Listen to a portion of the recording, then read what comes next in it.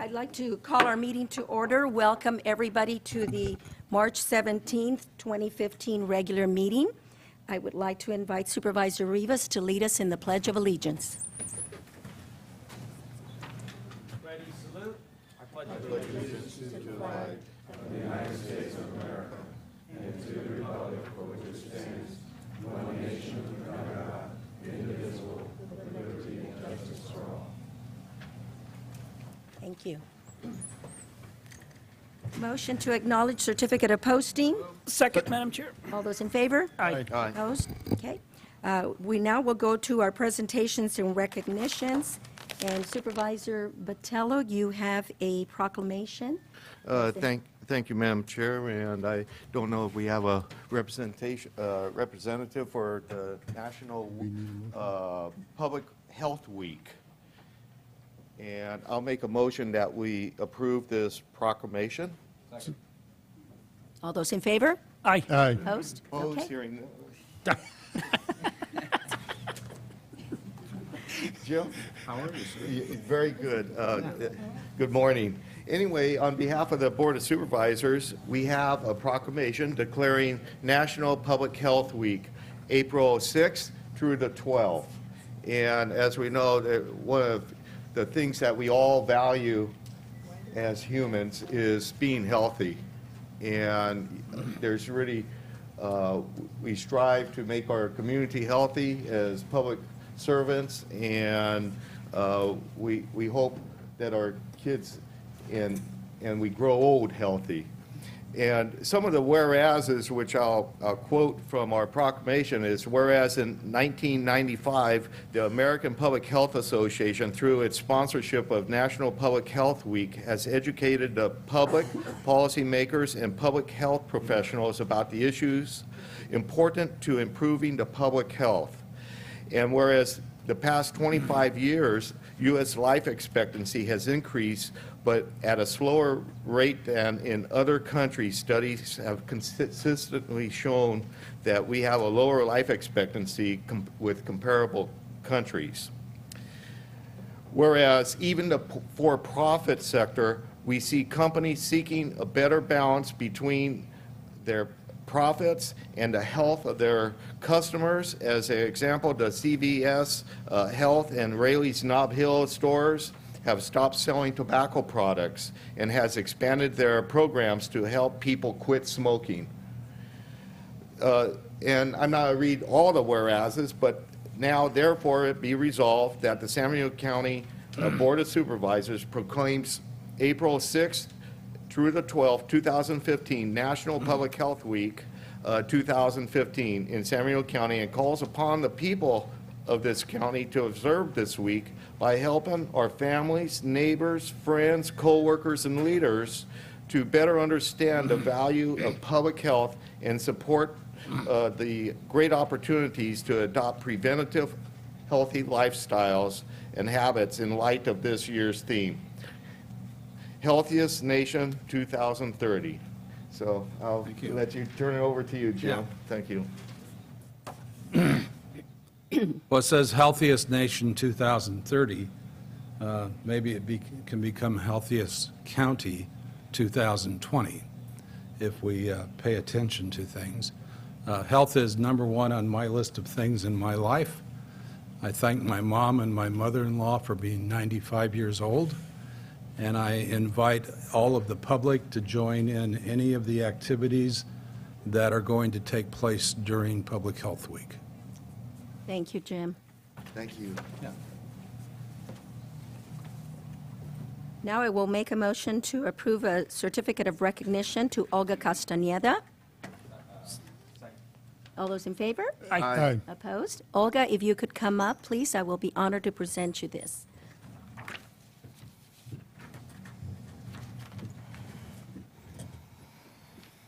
Good morning. Good morning. It's always a sad day when San Benito County has to say goodbye to somebody as dedicated as you have been. Olga, you have been with the department for 28 years, dedicated your life. The job that she does has not been an easy one because you have provided such an exemplary commitment to the community. And this is a job that I know dedicates a lot of hours and a lot of time. So thank you for that.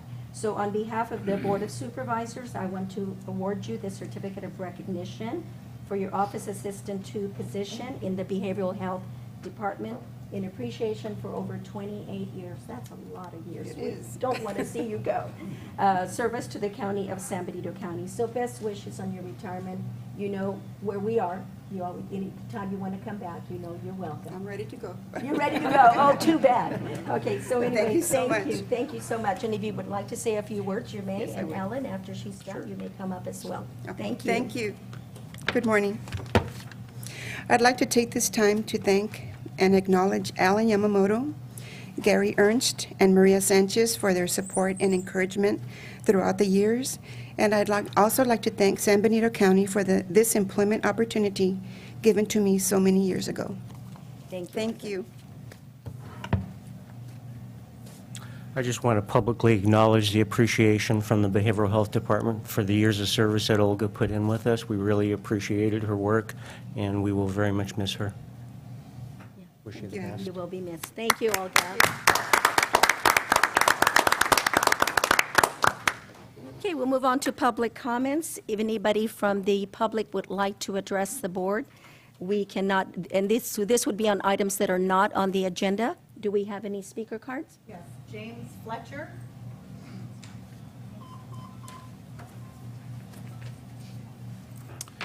Good morning, Madam Chair, members of the board. My name is Jim Fletcher, and I am with UCP Benchmark Communities. I'm the division president of our Northern California division, and we're currently actively developing real estate in your county. 3 separate projects we're building or developing actually in the city of Hollister. I'm here this morning because we've been talking to your staff for a number of months now regarding an issue that we don't appear to be able to resolve among ourselves in reference to a tax sharing agreement and annexation fees being applied, we believe, inappropriately to our project. So we've met with Mr. Espinosa and your county council several times.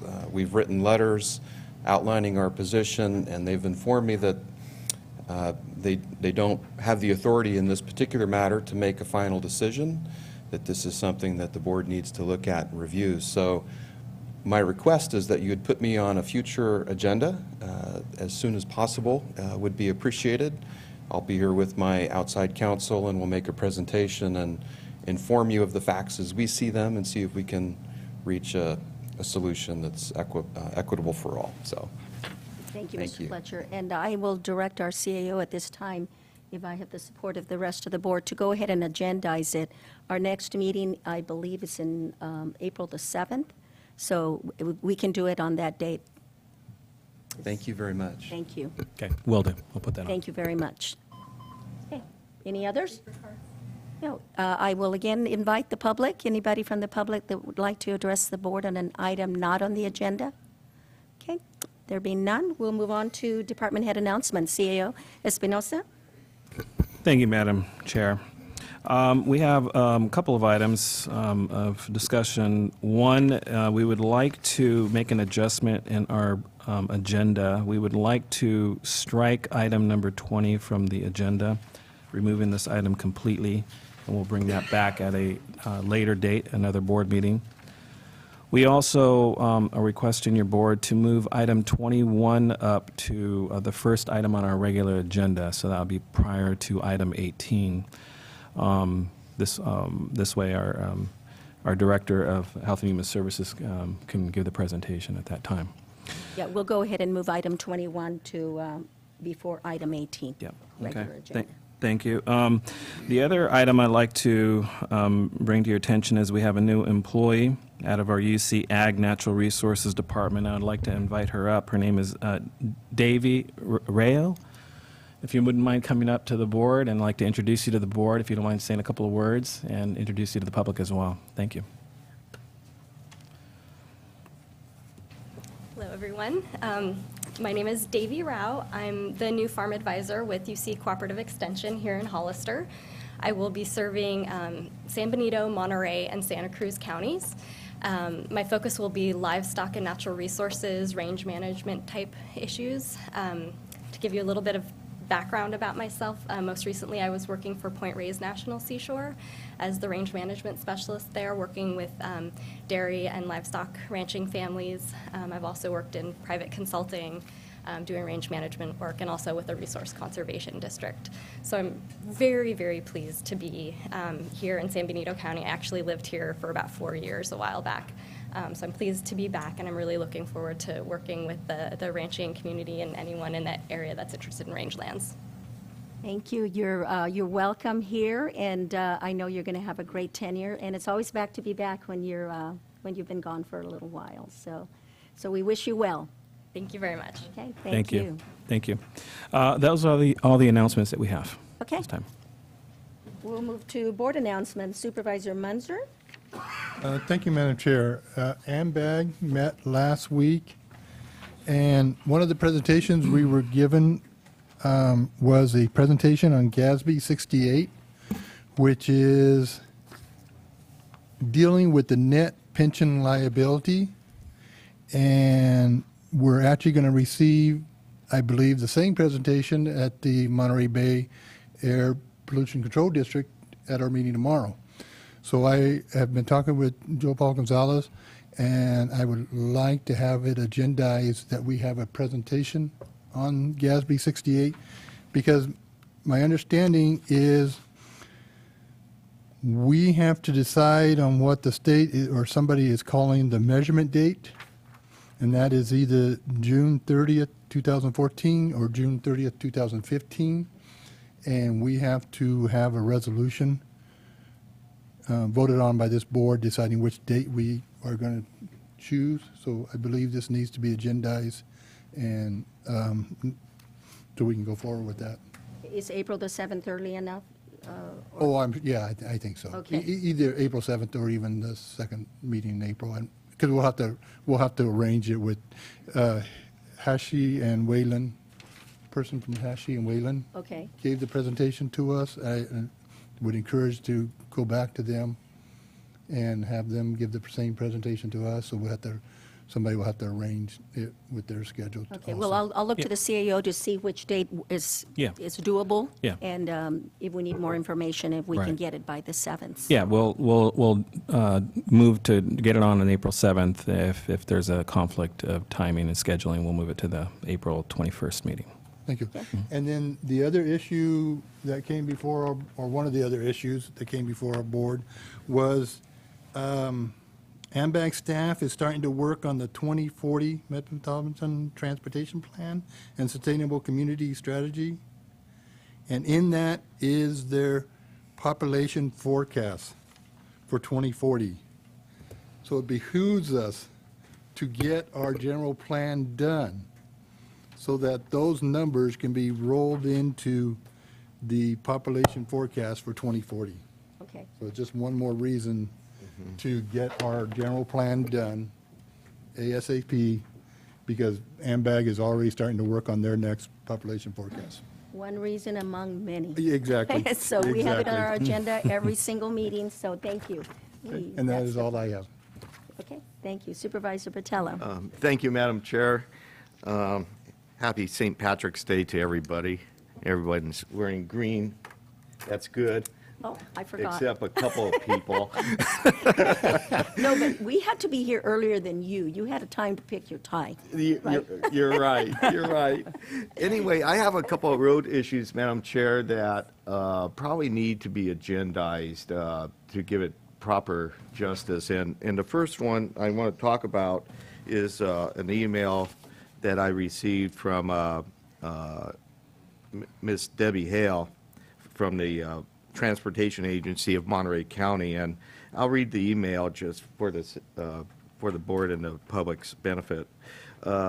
Supervisor Phillips and Botello, thank you both for taking the time to resolve the two names issue on the new frontage road alongside the Red Barn.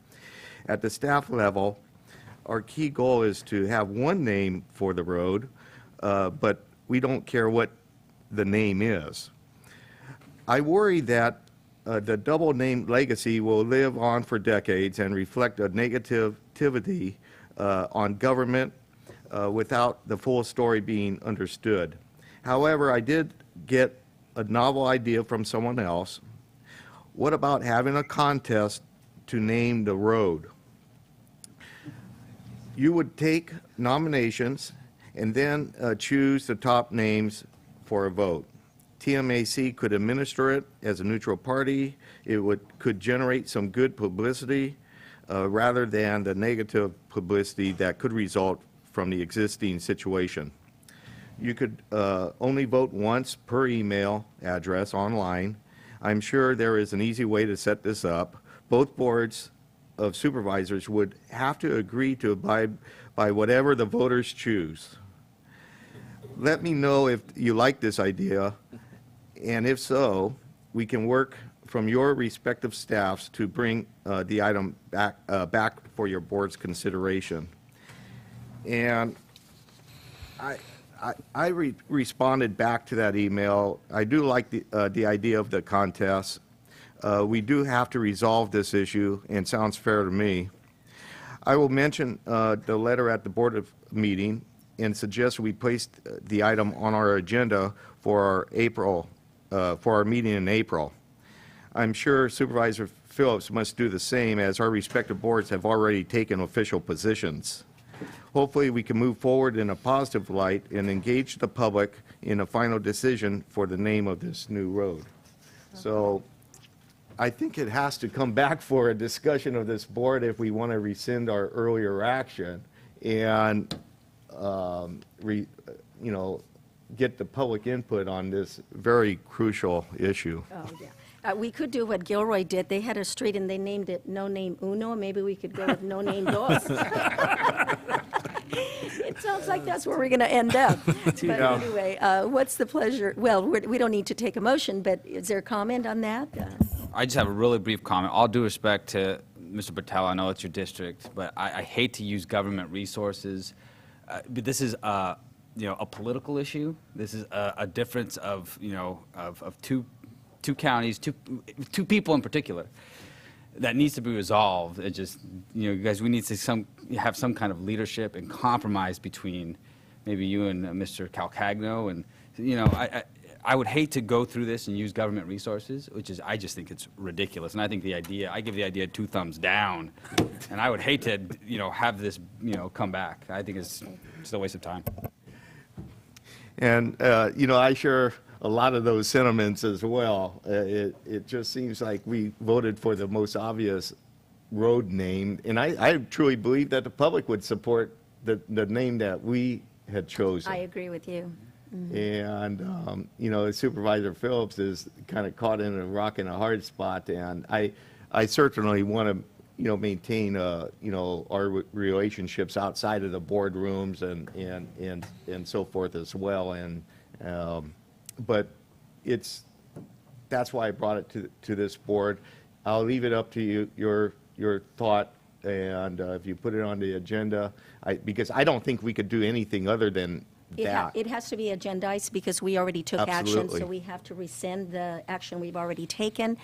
Do you know if there would be funds that would be spent in order to do this? Because going through email may be relatively inexpensive if that's the way we want to go. Well, TMAC volunteered to do most of the Okay, well then let's talk legwork. about it. We will have to bring it back anyway to discuss it if I have the consensus to do this. And I guess we do, so let's put it on the agenda.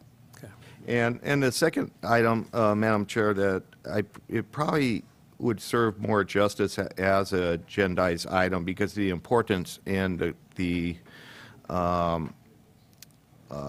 really what's going on in the whole state of California is the conditions of our roads. And we talked about this just about every meeting this year, that the 2 cities and the county really need to work together to try to develop a road maintenance program and find the funds to go forward.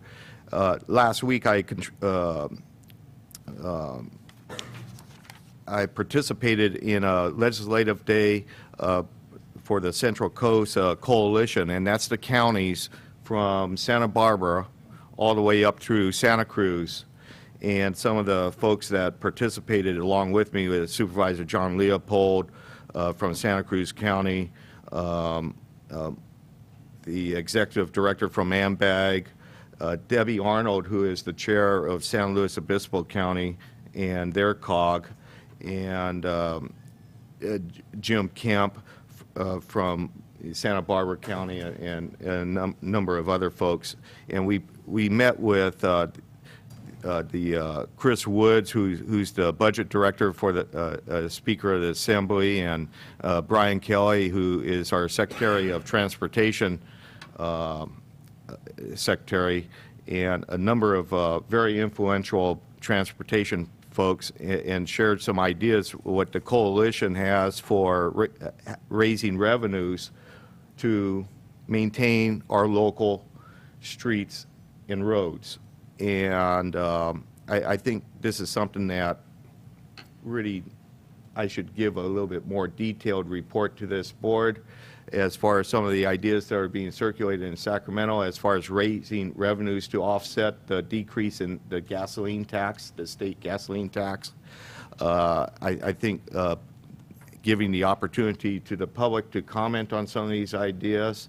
We also have to evaluate how our county is going to go forward with a potential sales tax in the future. Out of the 6 counties that participated in this Central Coast Coalition, one of them does have a sales tax in place to support their local streets and roads as a self-help county. There's some real benefits to that, to try to leverage other dollars from other sources. The other 5 are evaluating it, including Santa Cruz County, which it does have a measure going to the ballot in 2016.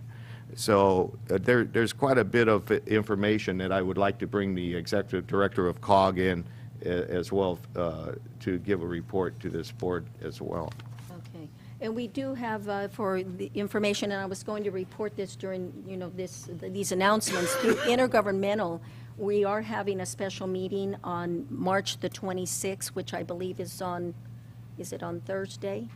And the idea is to bring back what a sales tax increase would look for the county. City of San Juan Bautista, City of Hollister, and the County of San Benito are looking at these. We're going to present them to each other, see what half a cent would be, 3/4, 1%, whatever the case may be, how that would look in the way of revenues. So we're going to talk about that at intergovernmental. So I'm just wondering, because it's all dealing with the same thing, an increase in sales tax for the sake of roads, the parks, the library. So maybe we could incorporate it, right, and do it all, because it all deals with the same way of trying to raise revenues and funds. Yeah, and if I could add as well, Assembly Chair for the Transportation Committee, Jim Frazier, he has a bill that would lower the threshold, voter threshold for transportation projects to 55%. And I found that to be pretty interesting, as that was one of the platforms that we went up and lobbied for lowering the threshold. Speaking with Senator Cannella, his position is that's probably too low. 60% would make a lot more sense, and I kind of find that to be a little bit more palatable myself. But the Assembly and Sacramento is working on evaluating that 2/3 threshold, which is pretty burdensome to meet. And one other fact I walked away from Sacramento last week was interesting, because we had talked about this a couple of years ago as far as whether or not the county, and I'm not suggesting that we're in that situation right now. I think the county is better served as one unified sales tax along with our 2 cities. but apparently Assemblyman Stone passed legislation last year that would allow the county to have a sales tax without the city's participation, meaning that, you know, the unincorporated areas, there was a need for a sales tax on a particular item or issue that, you know, the community wants, it could be ran through the unincorporated areas without involving the city. So So it that does, was interesting. yeah, it does, we do need to discuss it further, figure out what we want to do as a county, because you're absolutely right, the state of California is going to reduce funding, if anything, because we're not going to plan on getting more. It's up to us to deal with our road issues, so. That's right. Okay, well, thank you, we'll make sure that we agendize that. CAO? Yeah, so Madam Chair, what I'll do is the outcome out of the intergovernmental, whatever that discussion is during the intergovernmental, what the outcome is, I'll make sure that that's piggybacked onto this presentation. Okay. So we'll be able to talk about what the outcome was out of the intergovernmental at that time. I'll talk to Supervisor Botello on dates, possibly April 7th, but there's probably going to be a lot of work involved to get the presentation going, so maybe the latter part of April. Okay. So. Okay, thank you. Supervisor Rivas? I do have a brief announcement. It's related to the AMBAG meeting that we attended last week. Just for the public's information, we were given a brief update and presentation from Caltrans. They updated us on a current plan. It's called the California Transportation Plan. It's called CTP 2040. And so what it is Caltrans is currently in the process of hosting 7 public workshops to gather public input on the draft California Transportation Plan, CTP, that identifies future multimodal and mobility needs and reduces greenhouse gas emissions. The closest workshop to us is going to be in Oakland, Thursday, March 26th, 2015, from 4 to 7. There's also one in Fresno, which is March 24th, from 4 to 7. But those that are interested in this plan, I encourage them to visit the website, which is www.californiatransportationplan2040.org. And I have, we have some information here we can make available to the public. If not, visit the website. Thank you. Okay, thank you very much for that information. Supervisor De La Cruz? Yes, thank you, Madam Chair. I just want to, I was reflecting on this morning's activities when Supervisor Patello said St. Patrick's Day, because when I woke up and got dressed, there was already a suit on the bed. My wife actually picked the entire suit for me, and I asked the question why, and now I know why. Thank God for her.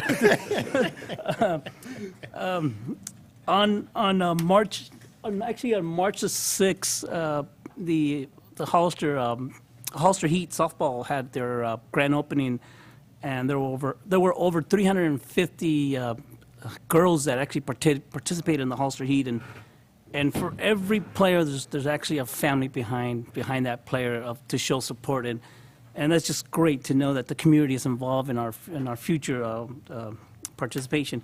And then on Saturday, March the 7th, I attended the Hollister Little League grand opening ceremonies. They had fireworks and a bunch of little kids just running around, and there were over 700 kids were actually playing Little League, and which meant there were 1,400 parents behind them, and grandparents too, because I'm a grandparent today, and my grandson is 4 years old today, and I'm going to volunteer for the T-ball next year when he joins the T-ball, because I miss those moments when my kids were a kid and I was helping out coaching Little League and softball. So it's an indication that we need more parks in our community. We need more facilities for our kids in our community, and I will support that idea, and I will continue to support that idea for as long as I serve as a supervisor. Supervisor, our chairwoman, Barrios, and myself, and Ray attended a series of meetings in Sacramento on the solar project, and I will, with due respect, Madam Chair, I would refer all your report. Yes, and I in have. concert, and whatever you say, I concur, and and I just want to say that I really want to thank Ray and Madam Chair. You were on top. You had all the right questions. It was very emotional. I just added the aspect of economic jobs, bringing back hope for our family, for our kids in this community, because we need those revenues, we need those jobs, we need that activity, that economic activity in our community. And I also want to thank Honorable Member Luis Alejo for facilitating one of the many series that we had on Thursday, all day Thursday, and Anthony Canelas. Thank you, Madam Chair. Thank you, Supervisor De La Cruz. And I'm going to have to send my husband over to Angie and have her give him some lessons, because I didn't have my outfit laid out for me for today. So I'll make sure I'll follow up on that one. But anyway, I want to reiterate what Supervisor De La Cruz was talking about. On Thursday, the 12th, I and the CAO, Supervisor De La Cruz, the representatives, the developer for the Panoche Valley Solar Farm, and his attorneys and others were there to really state our case on how important this solar project is for San Benito County. We got before them. Our meeting started at 7:45 in the morning with all of us meeting together to have a plan on how we were going to approach this. And then we had meetings every hour, just about on the hour, until we were done about 3 o'clock in the afternoon. I'll tell you, by the time we got done, we were pretty much mush. But I feel that it was well worth the trip. If they didn't know about San Benito County, they do now. We stated the economic benefits that San Benito County needs anywhere, everything from jobs to the financial benefits and the education part. I mean, every conceivable piece of benefit was mentioned. We met with the Chief Deputy Director of California Department of Fish and Wildlife, Assemblyman Alejo and Senator Canela were very instrumental in bringing together the environmental groups, which included the Audubon California, Defenders of Wildlife, Sierra Club, and the Nature Conservancy group. And I'll tell you, it got heated at some times because we tried so hard to state the benefits, and I even asked them if they could just not oppose it, because they did some studies that were done and some maps, and where Panoche Valley, for them, it's not the best place to put the project.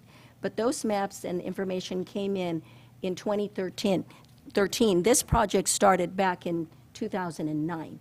So if nothing else, I ask, can you please just not oppose it? And there was a flat, absolutely not. We are going to oppose it. They have the science that they say, never mind our science, but in any event, I don't believe that we have their support. So, and then we went on to meet with the Chief Consultant for the Local Government Committee, the Chief Consultant for the Utilities and Commerce Committee, and Ken Alex, who is the Senior Policy Advisor to Governor Jerry Brown and Director of Planning and Research. So I believe that with all those meetings, we were able to state the importance of Panoche Valley Solar, and we're hoping that we will have some results. The application, if you didn't know this, was made a year ago, and it is still sitting there. It is not moving forward as it should be, and we are going to put some pressure, continue to put some pressure to have that happen. There are tax credits that are coming that also benefit the area, the developer, and we need it. We need this project. So anyway, hopefully we represented you well. CAO, if you want to chime in. One thing I'd add is both Kevin and Ken Alex had mentioned that they would be looking at the permitting and addressing it this week. It's in Region 4, so they were going to look at possibly moving that forward if everything was in there. The other thing that came out of it is that Supervisor Barrios will be sending a letter out, a thank you letter, to all that we met with. So we'll probably have you sign some documents today, just with regards to meeting with them. There was quite a few things as well.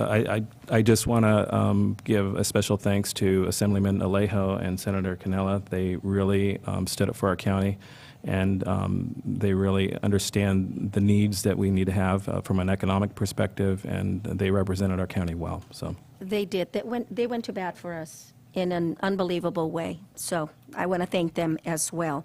And we are going to follow up the Region 4 is in Fresno, and they really are the ones that sign this permit and approve it. So my plan is to move forward with your support, to give them a call, to meet with them and see what else we can do to move this project along. So, yes, sir. Madam Chair, was there any discussion about why the Apple project in Monterey County seemed to have moved forward so quickly and with so much less resistance?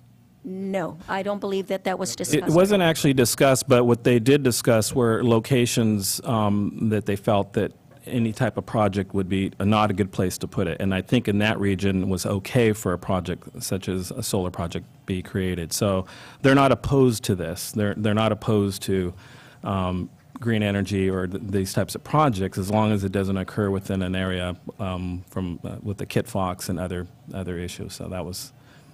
Yeah, and we talked about, the fact that the power transmission lines are already there. Putting it someplace else will disturb the area that it will be going in even more, but nothing mattered. No matter what we said or what we did, it wasn't going to happen. So, but Supervisor De La Cruz? Madam Chair, they did say that they're willing to support the project if they just moved it maybe 10 miles west.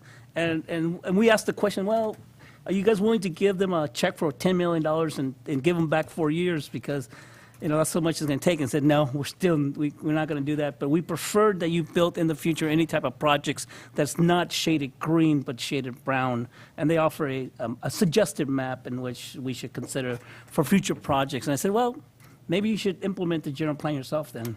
Mm-hmm. So anyway, that's our report. Anything else before I move forward? Okay. I just think that you're doing good work. Happy that we're up there speaking for people of San Diego County. And it's just so important that this project gets going and get built. The economic benefit to this for us is just tremendous in more ways than one. And to be held up by people that don't even live in this county, it's discouraging. Yeah, so it is.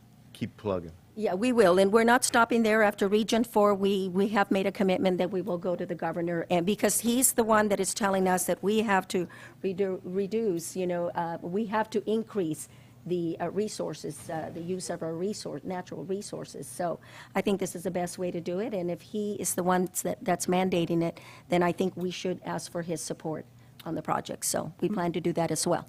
Madam Chair, it was so exciting towards the end. As the more meetings we had, the more offices we visited at the Capitol, it seems like somehow just the energy or the fuel didn't matter because we were on the mission. I could see the eyes of our chairman. She was out there full stream. And by the last meeting, which was 2:45, 2:30, they actually already knew that we've been taking the rounds. Like somehow somebody must have been giving them a call, says, hey, they're coming your way. They're coming to visit you. Look out. And at the end of the conversation, I asked our chair, well, road trip to Fresno if we have to do that. Yeah. So hopefully it served us well, and we'll see the results of that meeting soon. Okay, we'll move on to consent agenda items. And I have been asked to pull number 4 by the public, number 6 by the public as well. And then Supervisor Munzer has pulled 12 and 13. So I will entertain a motion for all the other. Madam yes. Chair, there's one that just came up. It's item number 5. Number Council 5? has asked to pull So that we're item. pulling that as well for discussion. That's correct. Okay. So let me repeat those. Item 4, 5, and 6, and item number 12 and 13 will be pulled for discussion. Motion to approve amended consent items. Second. Motion and a second. All those in favor? Aye. Aye. Opposed? Motion carries. Okay, we'll first start with item number 4, and that was pulled by a person in the public. If they would like, you have a card. Clerk of the board? That was Bob Martin.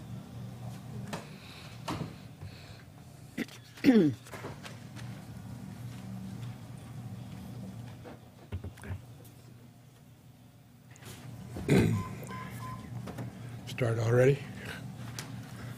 Madam Chairwoman and members of the Board of Supervisors, I'm here to talk about the ordinance, but I don't know what else I can add that has not already been said that would get you folks to listen to the points that we've tried to make. So instead of me maybe making the comments, maybe you should be making the comments.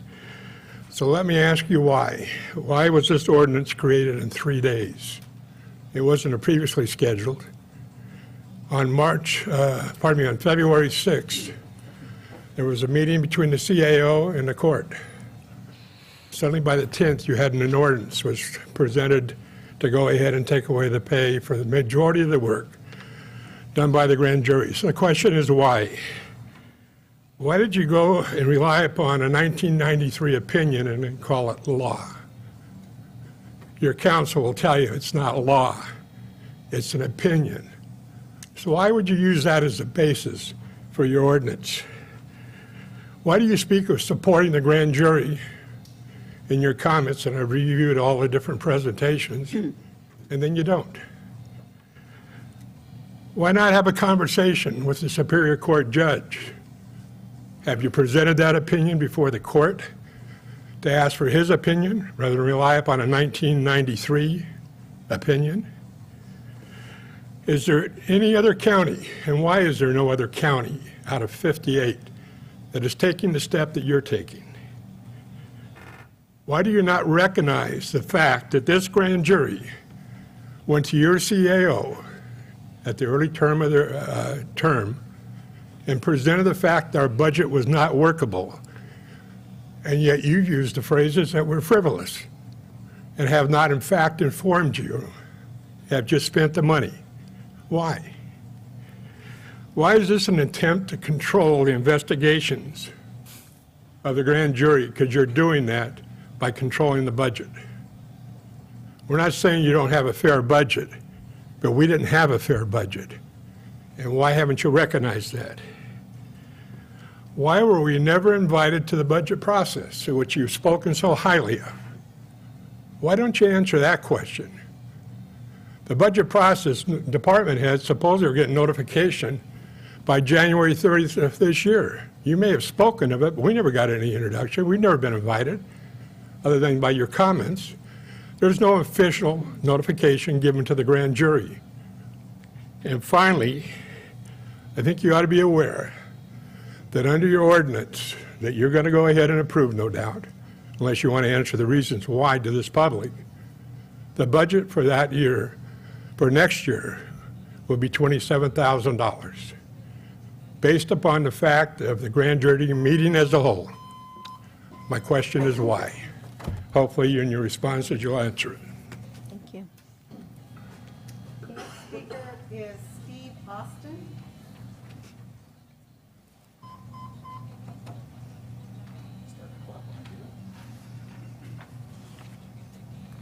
Good morning. My name is Steve Austin, current member of the San Benito County Civil Grand Jury. In order to do our job, the members of the grand jury are divided into subcommittees. Because we have 5 subcommittees and may incur additional special investigations which might require a special committee meeting, each member is on at least 2 subcommittees, if not 3. This means we spend most of our time in committee and a small amount of time in a full grand jury. You're proposing to pay us for only for the full grand jury meetings, which is at most part 3 to 4 times a month. You are not considering anything we do in committee, which is, as I said, where we spend most of our time. You are in effect proposing to pay us for 25% of our time. In Orange County's Information for Prospective Grand Jurors document that is given to all prospective grand jurors, it starts out California Penal. It quotes California Penal Code, states that unless a higher fee of rate of mileage is otherwise provided by state or statute, city or county ordinance, fees for grand jurors are $15 a day for each day's attendance as a grand juror, and the mileage reimbursement applicable to county employees for each mile. Does Orange County pay $15? No. They pay $50 a day, meet 5 days a week, 8 hours a day for the year they are serving. Obviously, San Benito County can't afford to do that, but bear in mind that the current $15 a day for grand jury members still makes San Benito County the lowest paying county of any in California, irregardless of population. In 2003, the Capital Center for Government Law and Policy at the University of Pacific McGeorge School of Law conducted a study entitled "A Final Recommendation of Reform of California Grand Jury Statutes," wherein they recommend that jurors receive at least $40 per meeting, among other significant changes. Yes, we've gone over budget, but I've since found out that other grand juries for this county have gone through their yearly budget before year's end as well. We just happen to be the first grand jury to ask for more money. Does that mean we have mismanaged our budget? No, it simply means that the budget is inadequate to do the job, and other counties in California seem to agree, since they all pay their grand juries more. Thank you for listening. Any other speaker cards? Anyone from the public?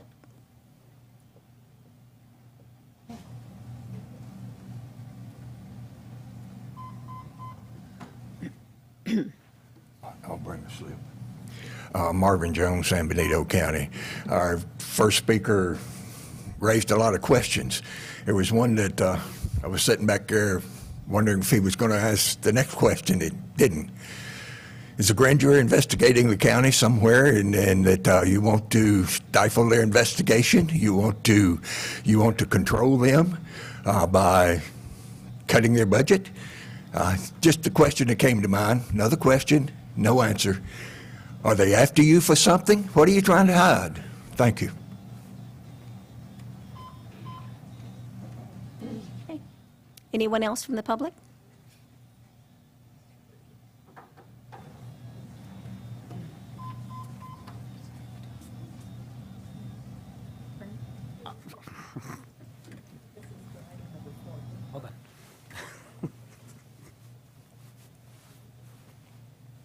Is this for item number 4?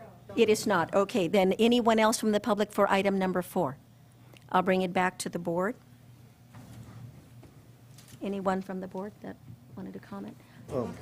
I guess I'll make a comment. There are a lot of questions. I just wish I could wrote everything down, but to answer the last speaker, I'm not aware of anything that we have to hide or any investigation that is some sort of significance to this board.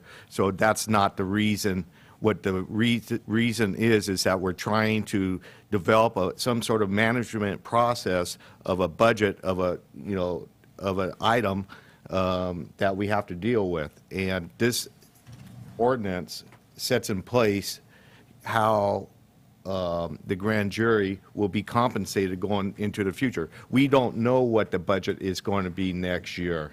That is something that is put together by our staff and evaluated by all the departments working together.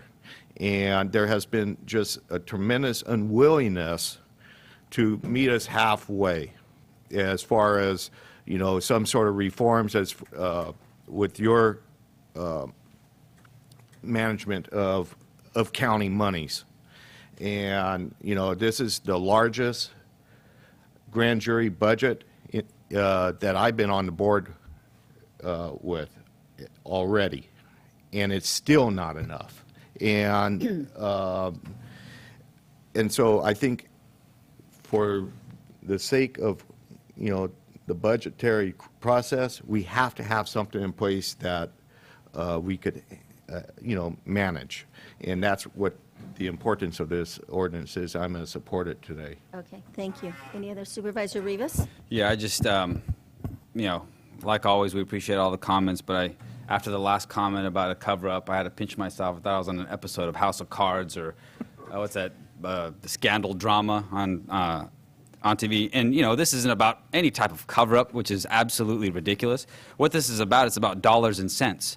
We have a grand jury that has exhausted their budget midway through our fiscal year, which has not occurred, on my time out here on the board. And it's about tightening up the rules, especially the fiscal rules that govern the grand jury. When we have, some complaints where, we're fighting for a solar project to get more jobs, to get more revenue for our community. There's unfortunately there's things that we have to do to monitor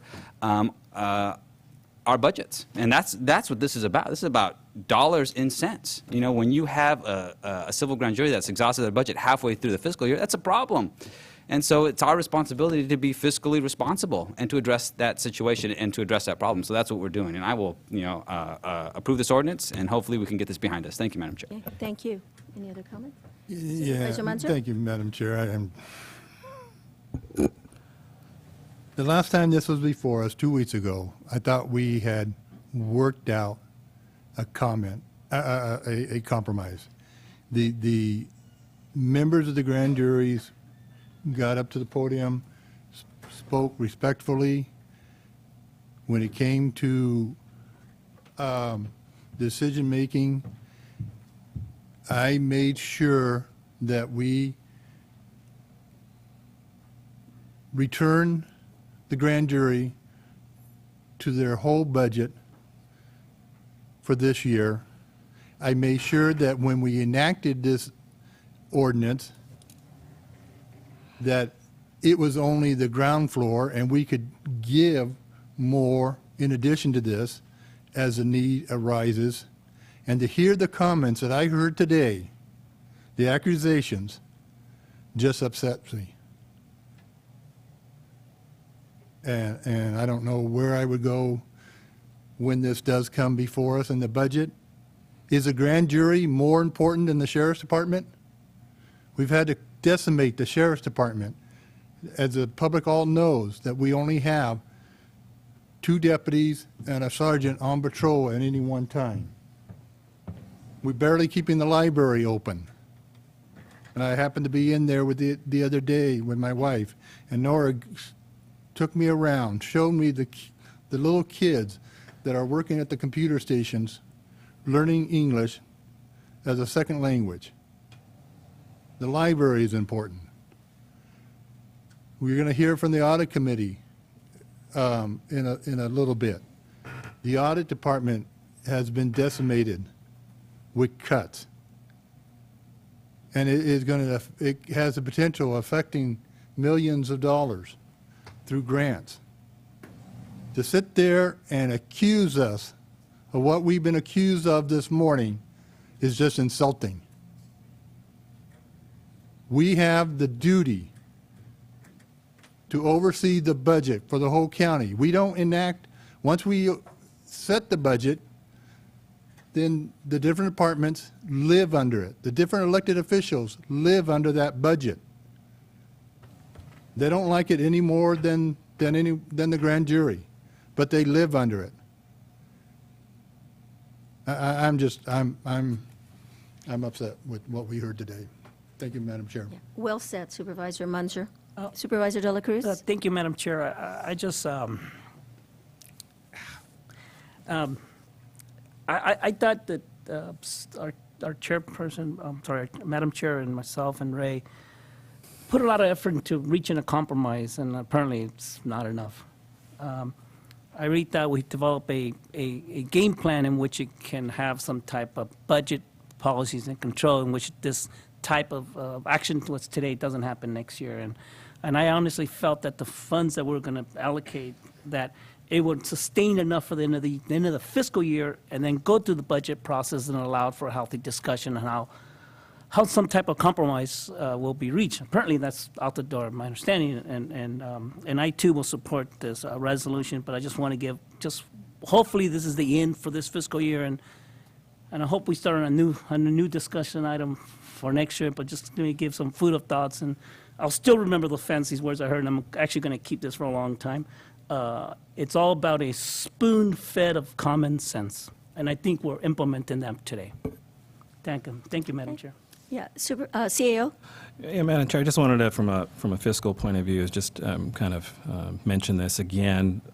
We actually did increase their budget this year by 28%, and we haven't done that for any other department in our county that I can remember over the last 3 years. So I just wanted to make sure that the board and the public were aware that there was an increase of funds for them, Supervisor Jaime De La Cruz had just mentioned. So I just wanted to say that. Okay, and for me, just some brief comments. The questions were asked why, for budget control, that is why we're doing it. That's why we're having to go back to this ordinance. They talked about the 1993 opinion of the state attorney general. That opinion has not changed. So there is no reason to not, respect it and consider that. Other counties, or maybe did their ordinances earlier than we did. We're doing ours now. The budget does not control investigations. It has never controlled investigations for other grand juries. It shouldn't now. So what I can just say is that obviously there's a lack of procedures and communication, and we are going to work on improving those. So with that being said, I'll bring it back for a decision from the board. I'll make a motion to approve ordinance 934, amending Article 1 of the Chapter 3.01 of the Title 3 of the San Bernardino County Code to specify compensation paid to the grand jurors in San Bernardino County. There's a motion and a second. Any further discussion? All those in favor? Aye. Aye. Opposed? Motion carries 5-0. Item number 5 has been pulled as well. Clerk of the Board? So that item was pulled by County Council. Oh, County Council, I apologize. I thought it was pulled from the public. Apparently, in the agenda packet that was distributed, there were pages missing from the Miller Star contract and also from the reimbursement agreement that's referred to in the contract was not included. So new copies have been prepared, and I'll let Ms. Murphy address it. Yes, so I believe the first 4 pages, which include the scope of work and the payment terms, were in the packet, but there were some of the pages, it looks like just the scanner maybe fed a couple of pages at the same time. But this is a form of an agreement that you've seen before, but for the sake of accuracy, just wanted to make sure you had the full and complete copy. The reimbursement agreement is Exhibit 1. I think some or perhaps all of that was missing as well. So this, what I just handed out is a complete copy. There are extra copies in the back per the Brown Act requirements. And if you have any questions, we didn't really have anything substantive to raise, just to make sure you had the correct copy. Okay. When it jumped over from page 4 to 4.7, it actually ran together pretty good. It made sense as I read it, so obviously it wasn't really, I know. Okay, so thank you for that, Shirley. So I'll open it up to the public. Any public comments on this item? Okay, I'll bring it back to the board.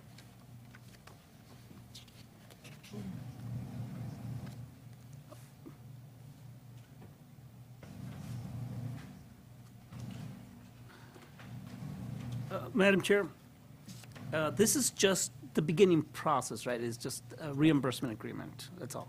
Well, the reimbursement agreement was signed with the applicant looks like in January. Actually, January of last year.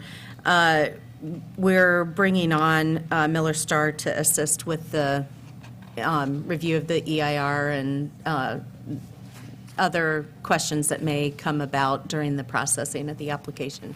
Okay, thank you. Madam Chair, I make a motion to approve 1 and 2 Okay. Per staff recommendation? per staff Yes. recommendation. Okay, there's a motion. Is there a second? I'll second it. Okay, motion and a second. Any further discussion? All those in favor? Aye. Aye. Opposed? Motion carries. Item number 6 has been pulled by the public, and if you have a speaker card, Marvin Jones.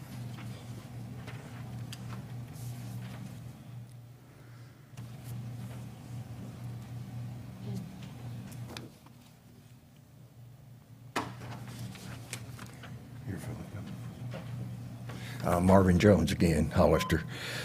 See, we are retaining Coda Coal again.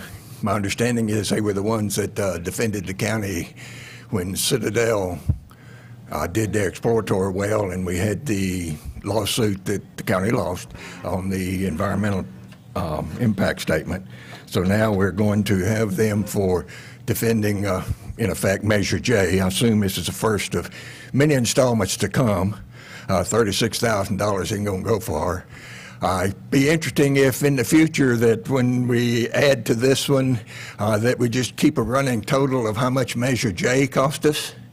It would have been interesting to see if it ends up costing as much or more than the 10 years worth of legal fees we put out for the Los Valiantes. No idea what it totaled up. If I were you, I wouldn't look for the total either. Bet it was at least $500,000, maybe more. Be interesting if this Measure J expenditures in the next 10 years will equal or exceed what the Los Valiantes did. Intriguing. Just a suggestion. Let's keep a running total on that. And also, when our children were teenagers and we would accuse them of something they would get mad, and they would just stomp their foot and get carried on, just like the Board of Supervisors did when they was suggested that, are you hiding anything? Makes you wonder. Hit dog always hollers. Thank you, ma'am. Thank you. Any other comments from the public regarding this item? Okay, I'll bring it back to the board. This is item number 6. I will make a motion at this time to approve the legal services agreement with Coda Cole LLP for work in the defense of Citadel Exploration, Inc. versus the County of San Benito, case number CU 15-00028. Second. Motion and a second. Any further discussion? All those in favor? Aye. Aye. Opposed? Motion carries.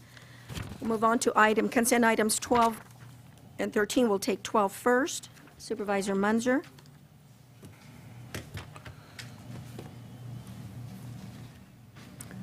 Thank you, Good morning. Madam Chair.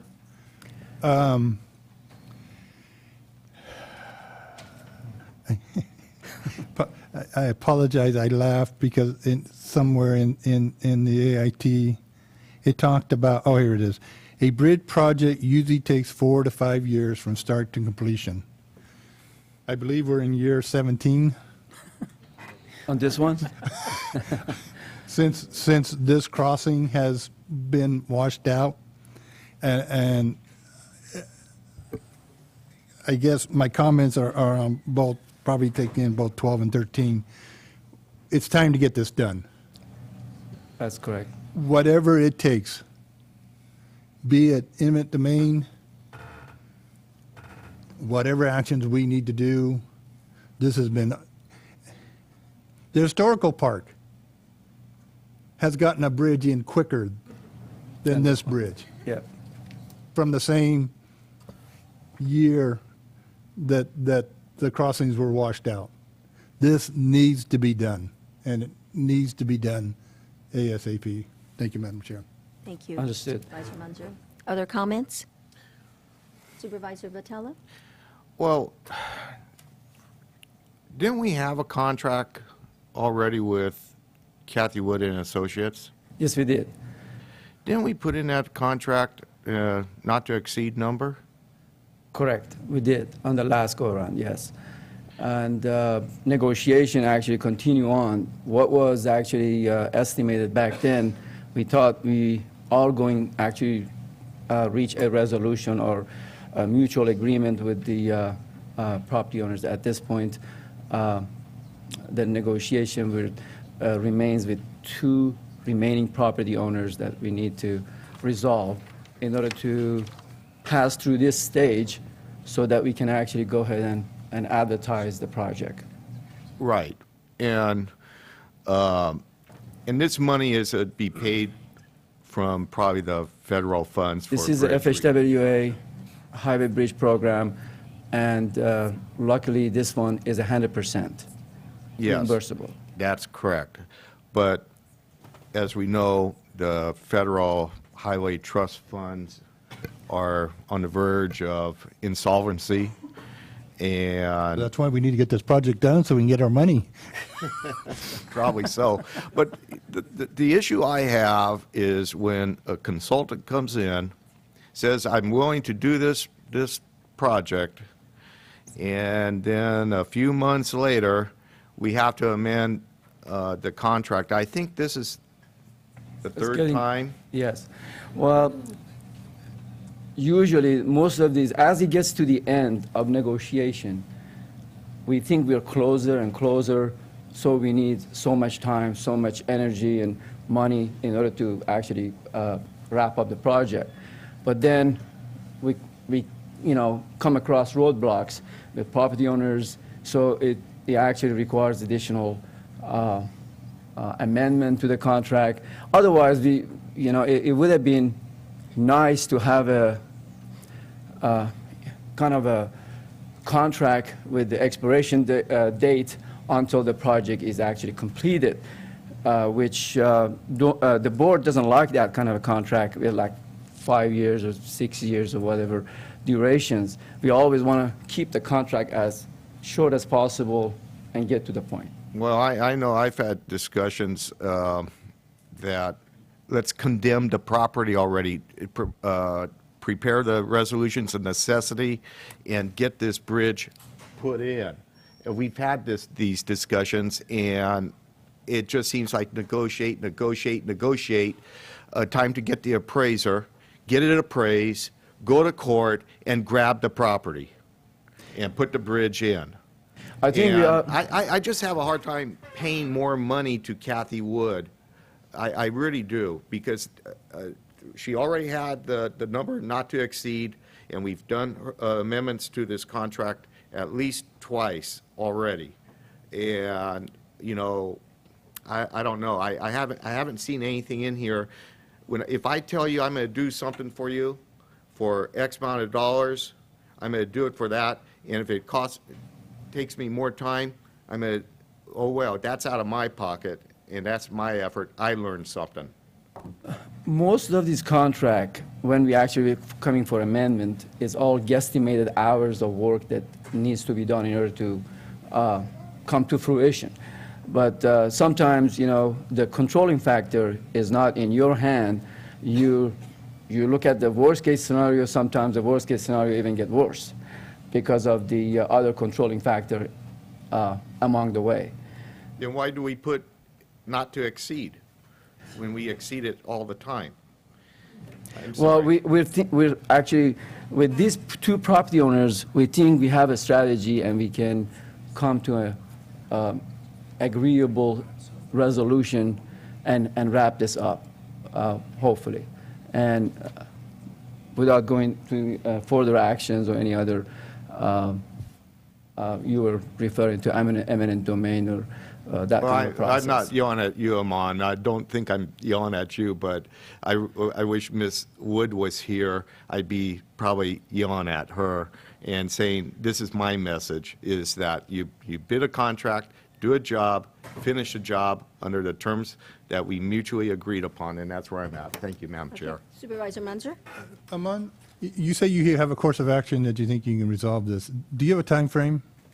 Well, in my staff report, I mentioned that if everything goes according to plans, we should be able to wrap this up by May or June of this year. And after that, we can actually go and certify the right-of-way and go through Caltrans and request for construction authorizations, which that kind of pushed the construction to the next year, 2016. Because the short window that we have working in the riverbed, which is April 15 to October 15, right.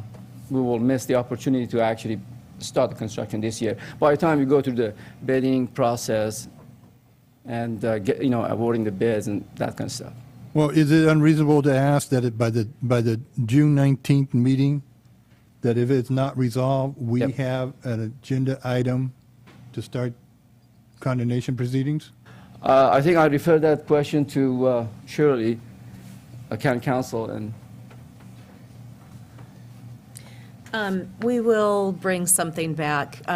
We are hopeful that we'll be able to negotiate an amicable settlement.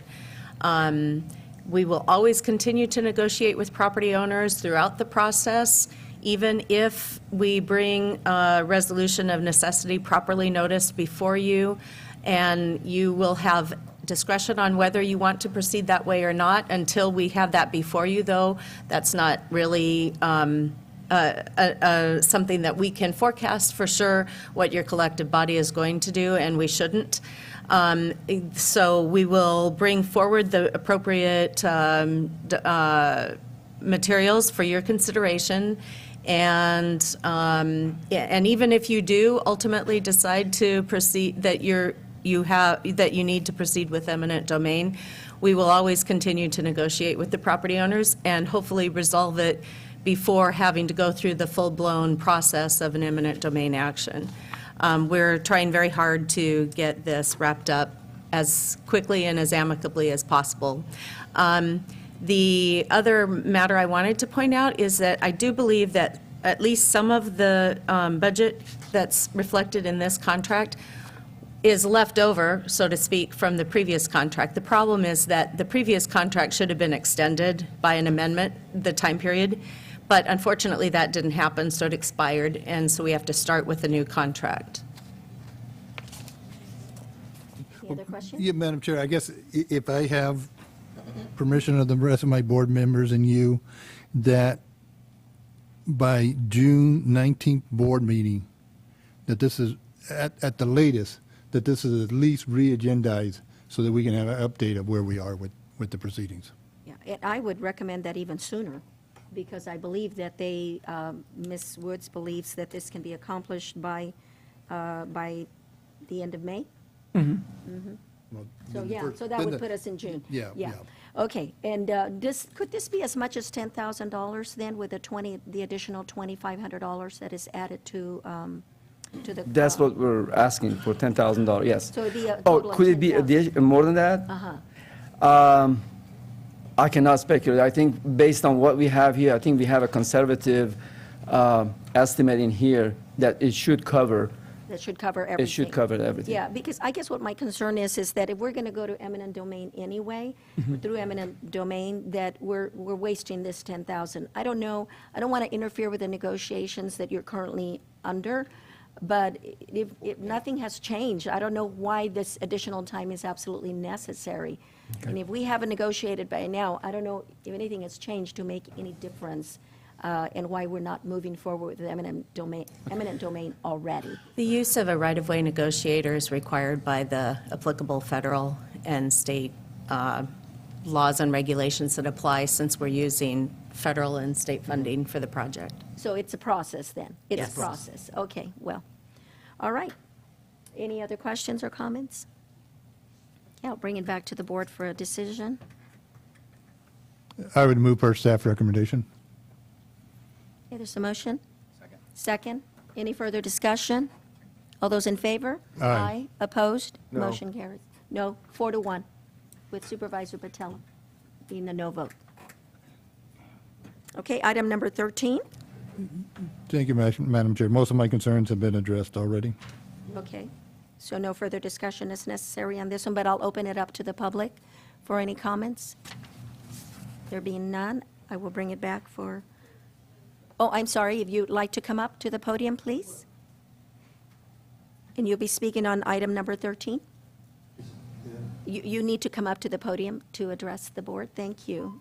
Sorry, what was the previous item that you just spoke of? Was that 12 or 13? That was 12, and that's already been approved.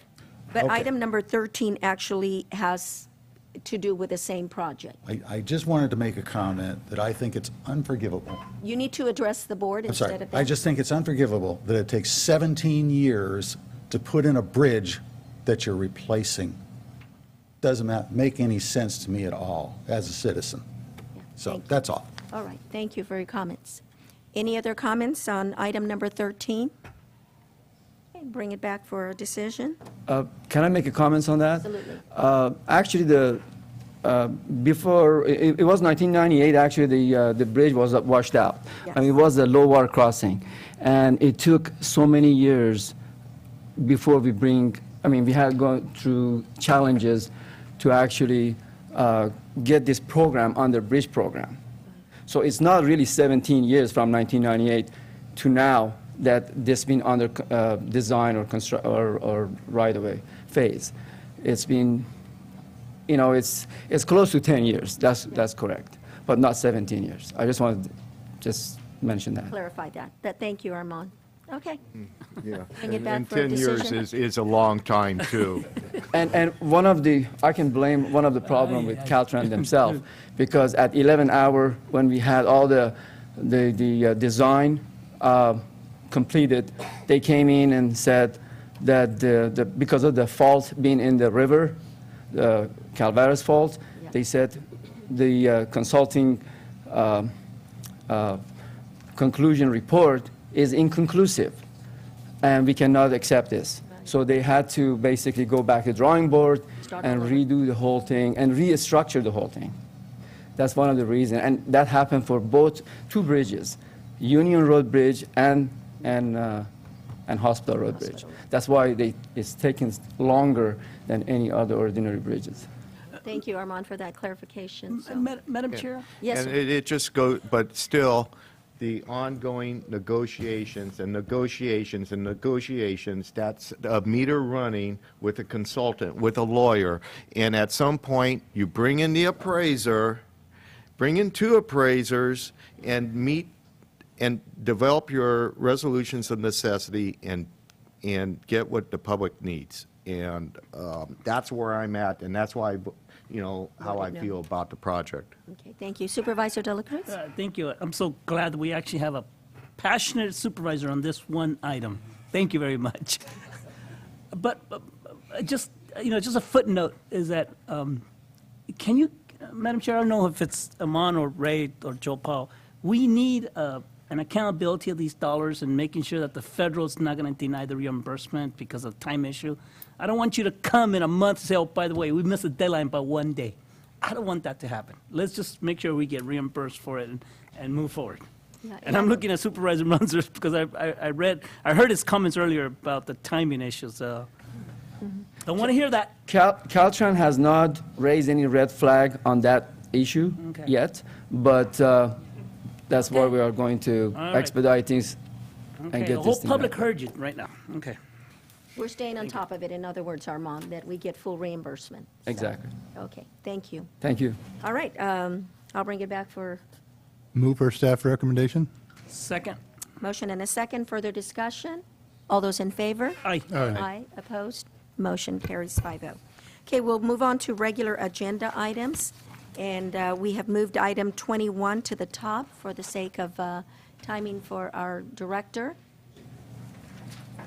So we're going to deal with item number 21 first and then start with 18 down to 18 and down to 22. Thank you. As you may recall, at your last board meeting, a tenant from the South Side Mobile Home Parks addressed the board, and the board asked for staff to look into this issue. So we have done that. We have reviewed the lease. We have reviewed federal and state policies. We did this review with county council. And based upon that review, we're asking that the board authorize that a letter be sent to the Community Services Development Corporation on behalf of the board, stating that there are no terms in the current lease, nor have we discovered any federal or state provisions in regard to the lease that defines or limits occupancy of units by qualified tenants on the property leased and managed by CSDC. Thank you, Jim.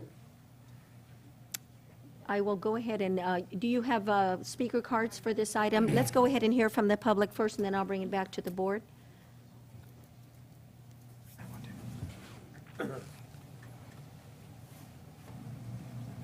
Actually, Madam Chair, can we give a little leeway, because I know Mr. Sonny Flores is here and he's representing the, the CSD, and I think we need to allow him an opportunity to discuss beyond the 3 minutes. The 3 minutes. Yeah. Okay, well, I thought we could hear from the public first and then have the representative. Do we have other cards? I have one, Irish, Tapia.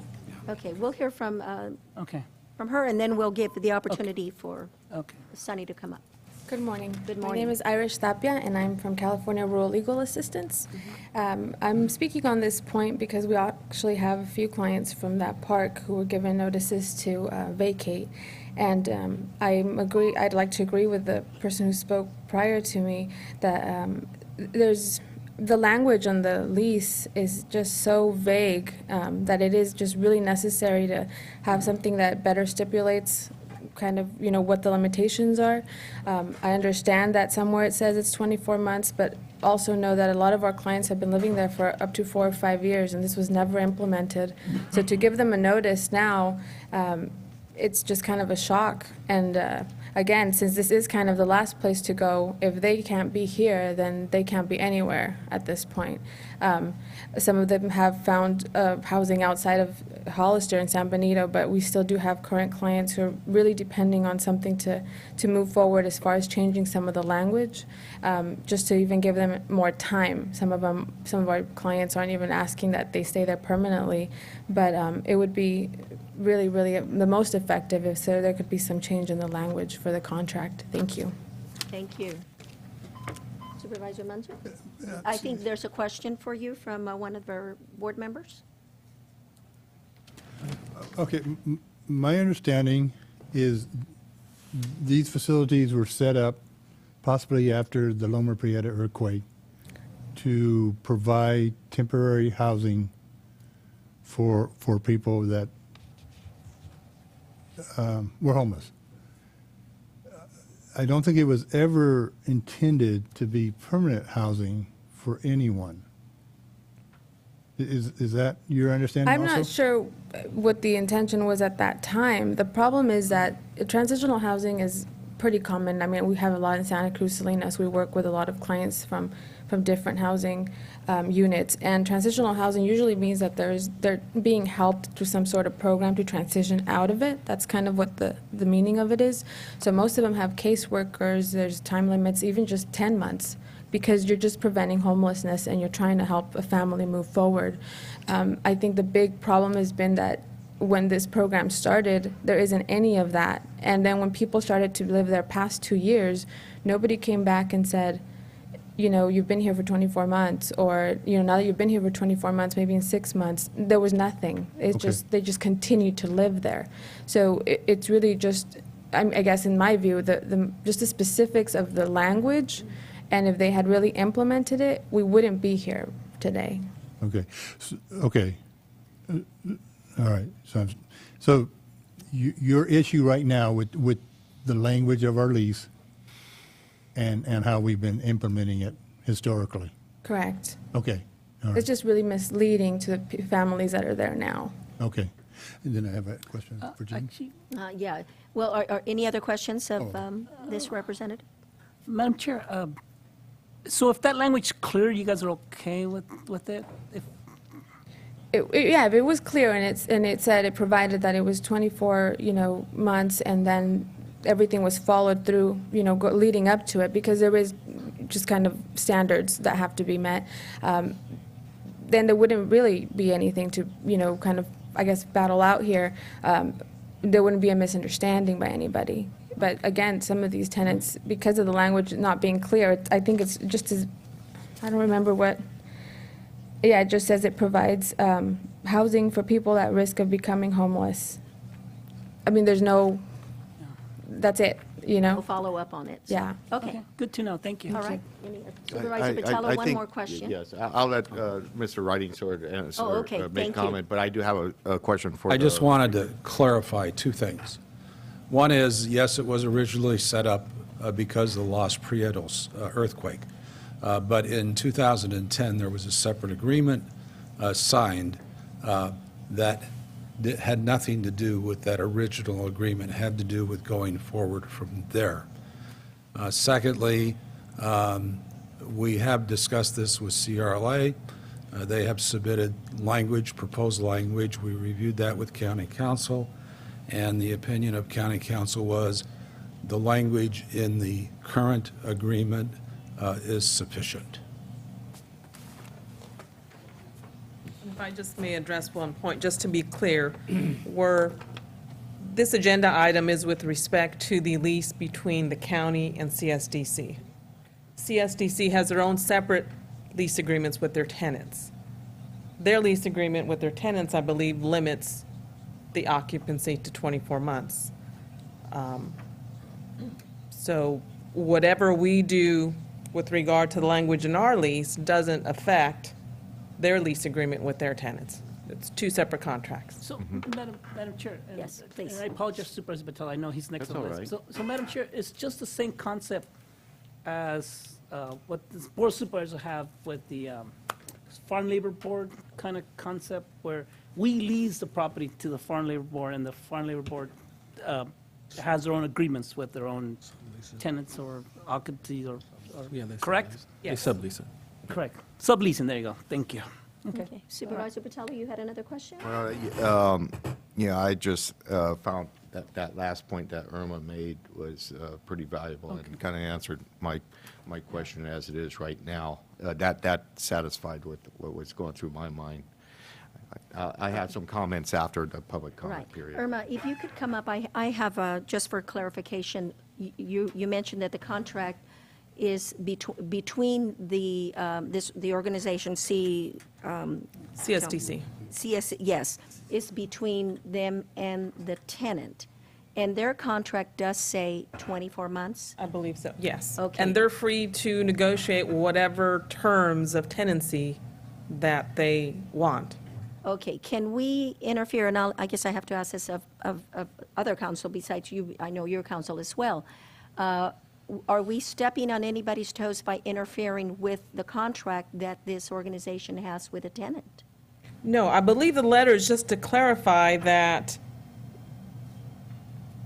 it's the county's understanding of the lease that there is no limit to the occupancy length.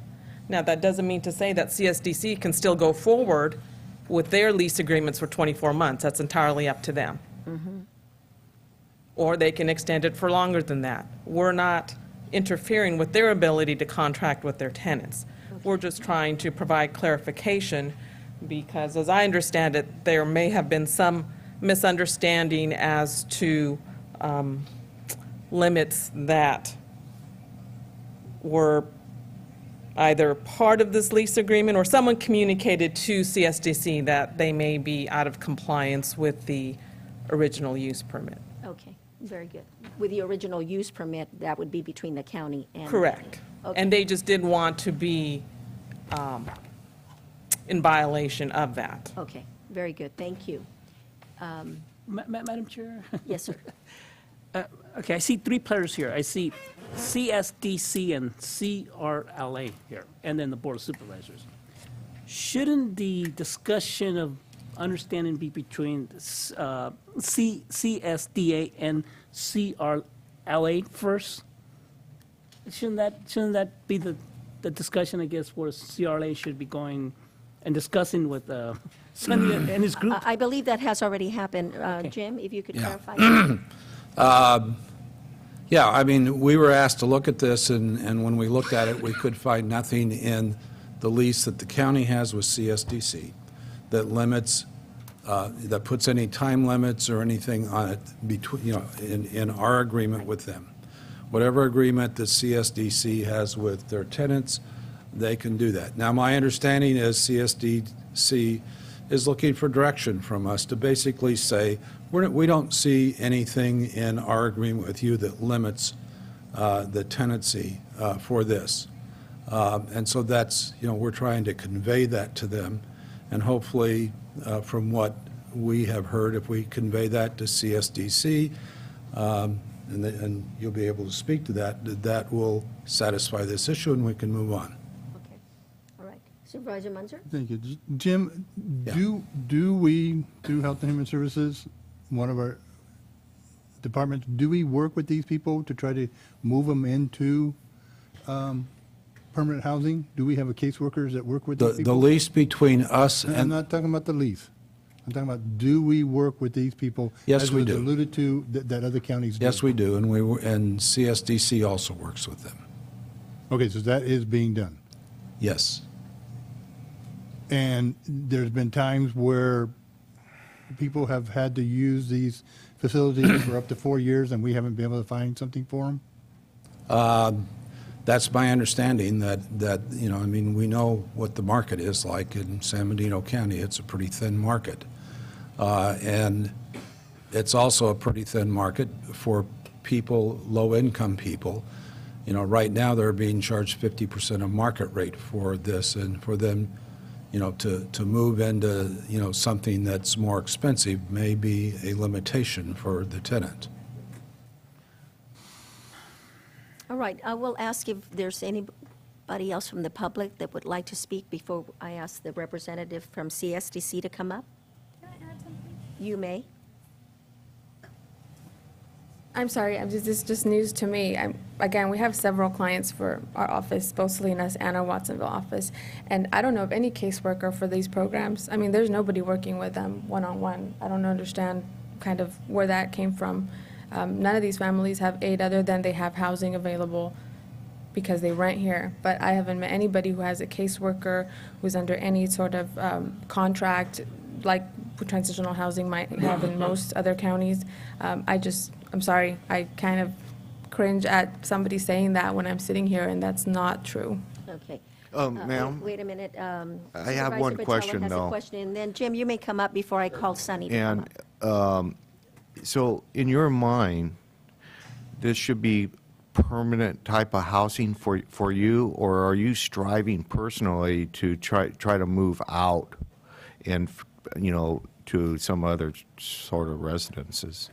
I think even if you put it at the contracts language, being whether you guys have a contract with them and then they have a contract with tenants is different. I think the bottom line is that as far as the county goes, as far as San Benito goes, it's being identified as transitional housing. And if it's going to be identified as transitional housing, in my mind, in the advocacy work that we do as an office, transitional housing means just that they're being transitioned into permanent housing. So the answer would be, if we're going to call it transitional housing, no, it shouldn't be permanent housing. It's not considered, a low-income housing apartment complex. It's transitional, but that would also include that there's that casework, that big factor that goes into transitional housing, where they are being there's different transitional housing programs have like money management, really trying to help a family figure out how to make it out there. Okay. And that's fine. That'd be great, actually, if they could find housing after a 24-month implementation of a program, but it's just not what's going on right now, and that's what makes it so hard for them to have to be told to move out so drastically after 4 or 5 years of living there, because they're not necessarily better off than when they first got there. Okay, thank you so much. I'm going to go ahead and have Jim come up, then Sunny, you come up, and... Madam Chair, I have Jim on the podium. I got to ask him a question. Okay, well, Right. let him go ahead, and I think you had a statement you wanted to make. Oh, yeah, Jim, when we and talk then you about can case ask him the management, we question. have several parts of the department, including community services and workforce development. And we work with numbers of clients, and we let people know when we have programs that are available where people could move. I think one of the issues for me anyway here is that these are low-income folks. They're being charged 50% of market rate. Even if we had something available for them, it could be a financial problem for them to move. For these units to be defined, as transitional over a short period of time, which is not in any of our agreements, can cause a hardship on the part of the tenants. And I think that we need to look at this and work with people as humanely as we can. Thank you, Jim. Supervisor De La Cruz, you have a question? Yeah, Jim, you want to the podium? And I understand where CRLA is coming from. I really understand. I mean, when I was a kid, we were in that situation. Yes. And I'm very grateful for members of the community help our family. But I feel that I've let CRLA down. I feel that we didn't do enough to help the tenants here. I don't think we should put the burden on Sunny. I think they're doing the best they can do under the circumstances. I think the responsibility falls on us, because a transitional definition seems like that's the issue right here right now. So are there follow-up programs in which exactly what you just said earlier is that once they reach that period, 24 months, I guess that's the item right now. Is there something in month 12 that we start helping families say, okay, we're going to help you financially, we're going to help you educational-wise, we're going to make sure you look at your credit report, it's improving, making sure all these things are happening, so when the month 24 comes around, they know what's the next step. So do we need to put more resources into helping our local families? If that is the direction of the board, and you want us to go back and relook at this and see if we can, kind of put more emphasis into this program, we will do that. I think we still have a problem of low-income families having difficulty finding places in San Benito County that they can afford to move to. I think that's kind of an underlying issue here. Hopefully, as we move forward with partnerships with, organizations like CHISBA, we'll be able to make some progress in that area. But, the fact is, if we say to somebody, well, we're going to work with you over the next 12 months, and we're going to find a place for you, and it's going to cost twice as much as where you are living right now, it may still create a problem for that family. But we're helping families for those 12 months. Otherwise, they'll probably be out in the streets. So that's a benefit. That's a plus.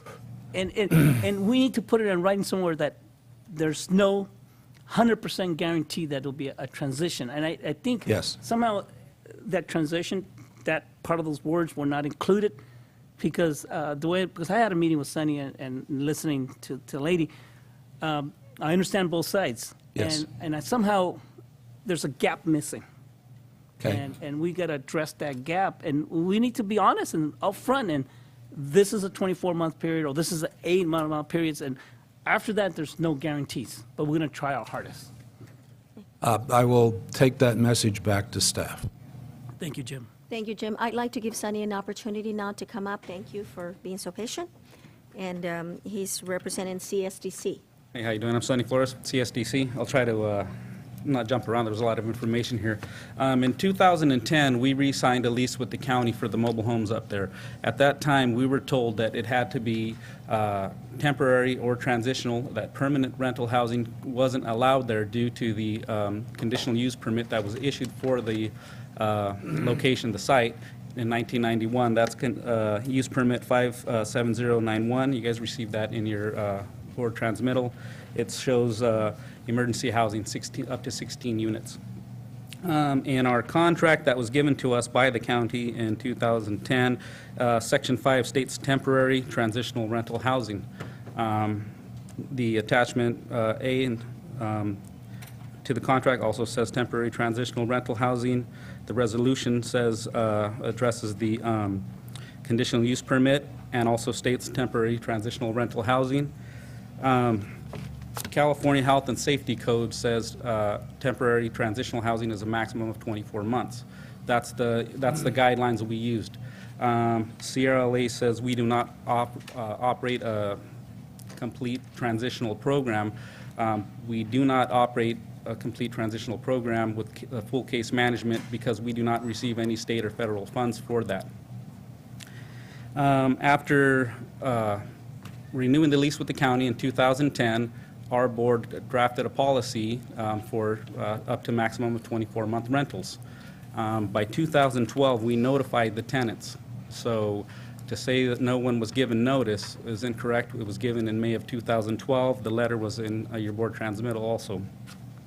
By 2013, all tenants had signed their rental contracts and were aware of the notice.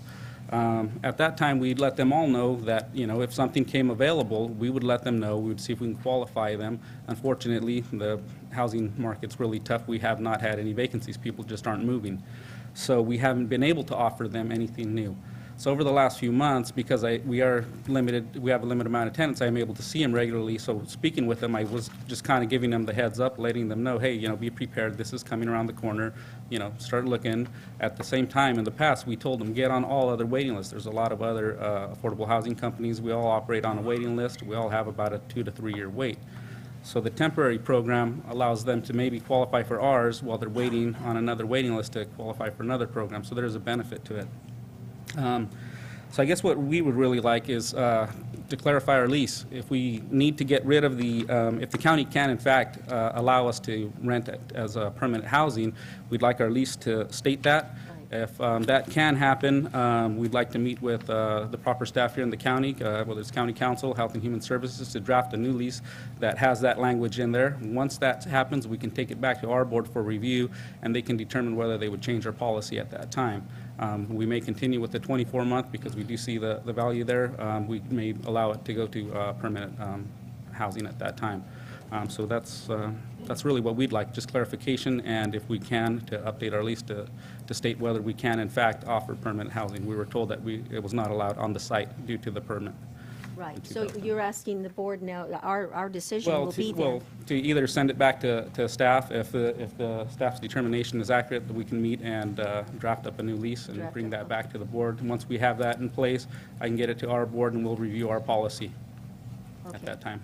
So we have to decide if we want to make this housing transitional housing or make it permanent housing. So I think that's the question at hand. Well, I think we'd like to know if we are allowed to offer it as permanent housing. Right, exactly. Because we were told we weren't allowed to by county council in 2010. Yeah, and I read that where it says transitional. I'm going to go to Supervisor Rivas, and then I'll come back to Supervisor Botello. Right, and that certainly is the issue, temporary versus the permanent housing. And certainly we don't want to throw anyone out on the streets, but obviously as a county, we're locked in according to our zoning. And so if we do go from transitional to permanent housing, how is this property zoned for? My understanding, it is not zoned for our permanent housing, so that would be a significant undertaking by our staff to get the appropriate zoning. Right. So it is, so we can allow the permanent housing, because at the same time, the way that this agreement works, unfortunately for the CS DC, they're kind of in an unfortunate a situation, and we all are. But this isn't, if we're talking about a zoning change, that's not an easy fix. Yeah, so I don't know exactly what would go into converting the project from a transitional emergency housing into permanent housing, but obviously, as Supervisor Rivas states, it would have to be gone through the Planning Commission and perhaps a zone change. I don't really know, but it would definitely be a process that would have to be undertaken, and what the outcome is, I don't know.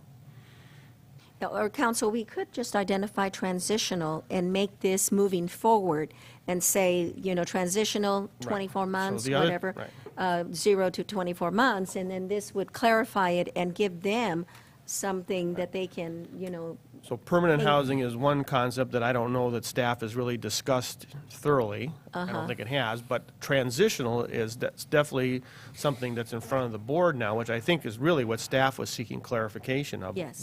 How does the board want to view this housing? As true transitional emergency housing with a set time limit, or something more open-ended? Who are you trying to serve? The people that have been there already for 1 year, 2 year, 3 years, 4 years, or the people that are on the waiting list who need this opportunity also? yeah, exactly. Okay, well, let me give Supervisor Botello an opportunity. Yes, thank you. And, this is the tough issues. When you're dealing with, families that are, trying to make ends meet, put a roof over their heads for their families. This is what I find to be the tough issues. And, but with that said, we have to have a balance of housing in our county. And that includes transitional housing and affordable housing. And it's very hard to achieve. It really is. I think we would be doing a disservice of undercutting the CSDC's mission of providing transitional housing on a temporary basis. And I come across a number of folks, outside these walls, in my business or, being out, that struggle every day to make their rent, have a deposit, and so forth. With transitional housing, I think there needs to be a sense to the folks that are participating in these programs that there is a sense of urgency that this is only temporary. There's a lot of people that we need to serve. We're lucky to be able to have these units ran by an organization that understands, the program that they're administering. And so I have reservations to make any changes in the county's arrangement. I have a lot of faith and trust in the board and the CSDC, and to be as humane as they possibly can with their clients. And so I'm going to oppose any type of changes in our arrangement with, or to move towards permanent housing or whatever. I think we need to have transitional type of But you do support the language being clarified so that it goes hand in hand with CSDC, so they're not unsure of what, Oh, yeah. of what they I should be think- doing. Okay. Right, and what Irma brought up as far as, our arrangement with CSDC is separate from CSDC's And the tenant. on the tenants and their policies. Okay, very good. Supervisor Munzer? Okay, I guess the question I have then is the action before us today more or less dumps this into the lap of CSDC? Is that we sit there and say, well, we see no limits, so it's up to you? Well, the action that is recommended to the board is to send a letter to CSDC clarifying the interpretation that we have of our lease with them. If the board wishes to go beyond that, they can certainly do that. I think one of the issues that was brought up here by Sonny, and one of the things that, as I read, what I went through, in this particular instance, we as a county, in connection with CSDC and in cooperation with them, could define transition, for example, as a process rather than a time limit that says that a person, who is in there, we need to do the things that Sonny was talking about to help them move on, to get them on waiting list, and maybe the transition ends once they've found permanent housing, and then they transition on. I have not read anything that gives us any 24-month time limit on this. There are programs that we operate that do that. But in this instance, from our review, there's nothing that says that. So the board, if you want to give us further direction, you may do that, and will be happy to sit down and have those conversations. Okay, Jim, I still have clarification. The action before us today dumps this problem into the lap of CSDC. The action before you today says to CSDC the relationship between your tenants and you, and what agreements you have with them is what is binding. What was the last statement? Binding. Binding. Yeah, okay, all right, okay. So, Madam Chair, at this point, I'm not comfortable with supporting the action before us. I'd like to see this vetted out a little bit more.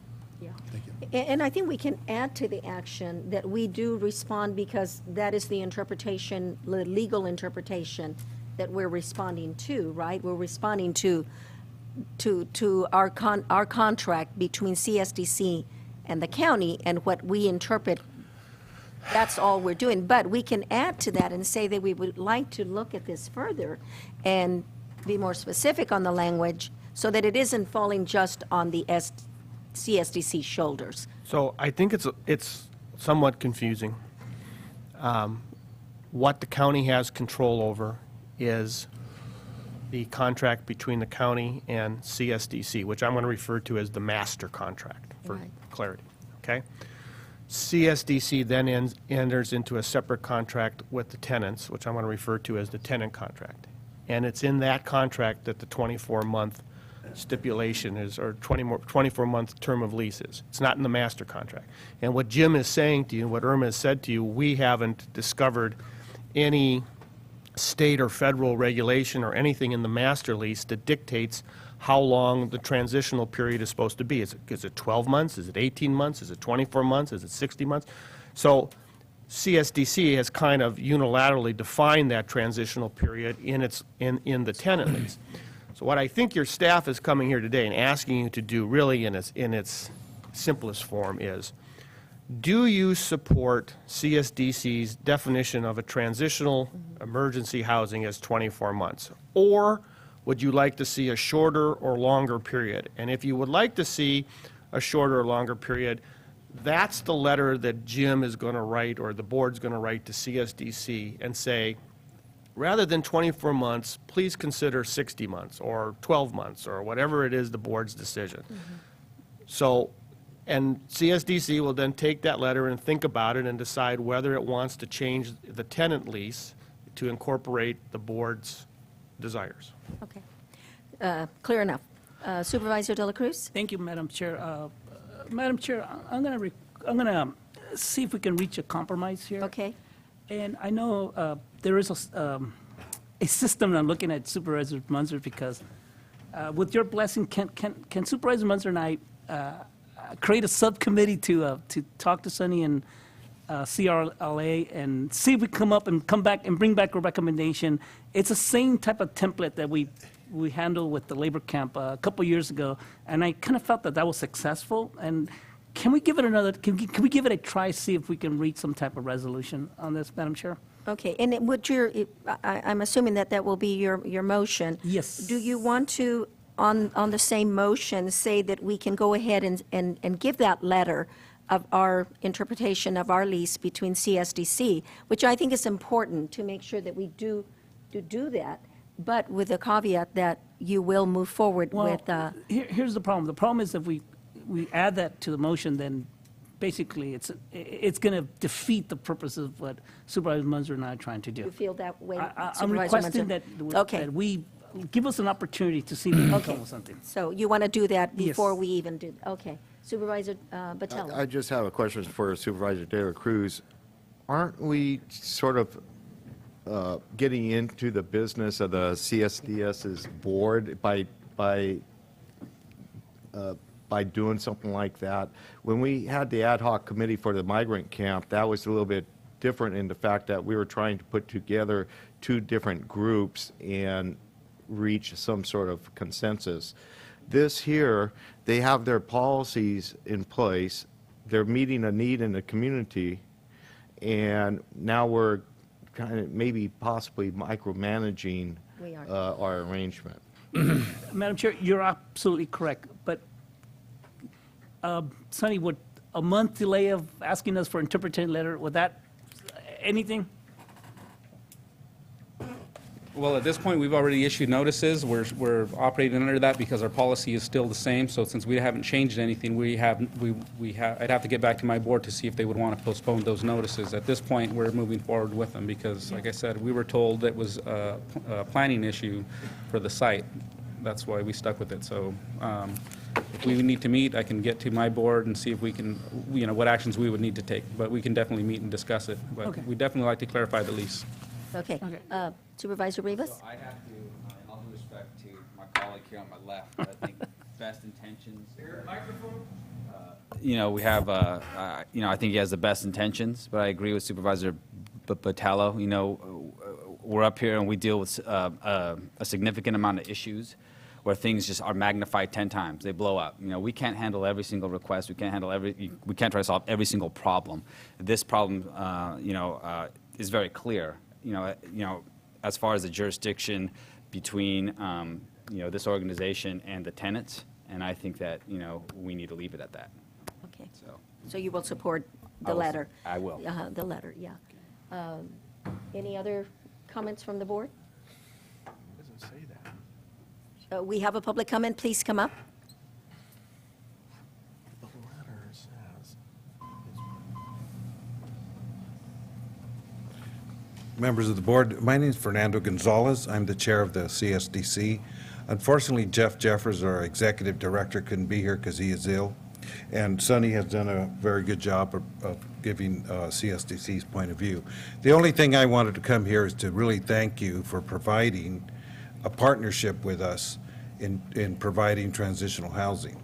I do want to state that we want to do whatever the board wants. Whatever you decide, I think we, as a board, will live with those conditions. I do want to bring up a couple of things. One is, from CSDC's point of view, making it long-term would certainly save us a lot of money, because every 2 years or every year, people move in, and as tenants, you have to clean carpets, you have to paint, there's a lot of expense in that. But we also feel that it's a very good program, so we want to continue it.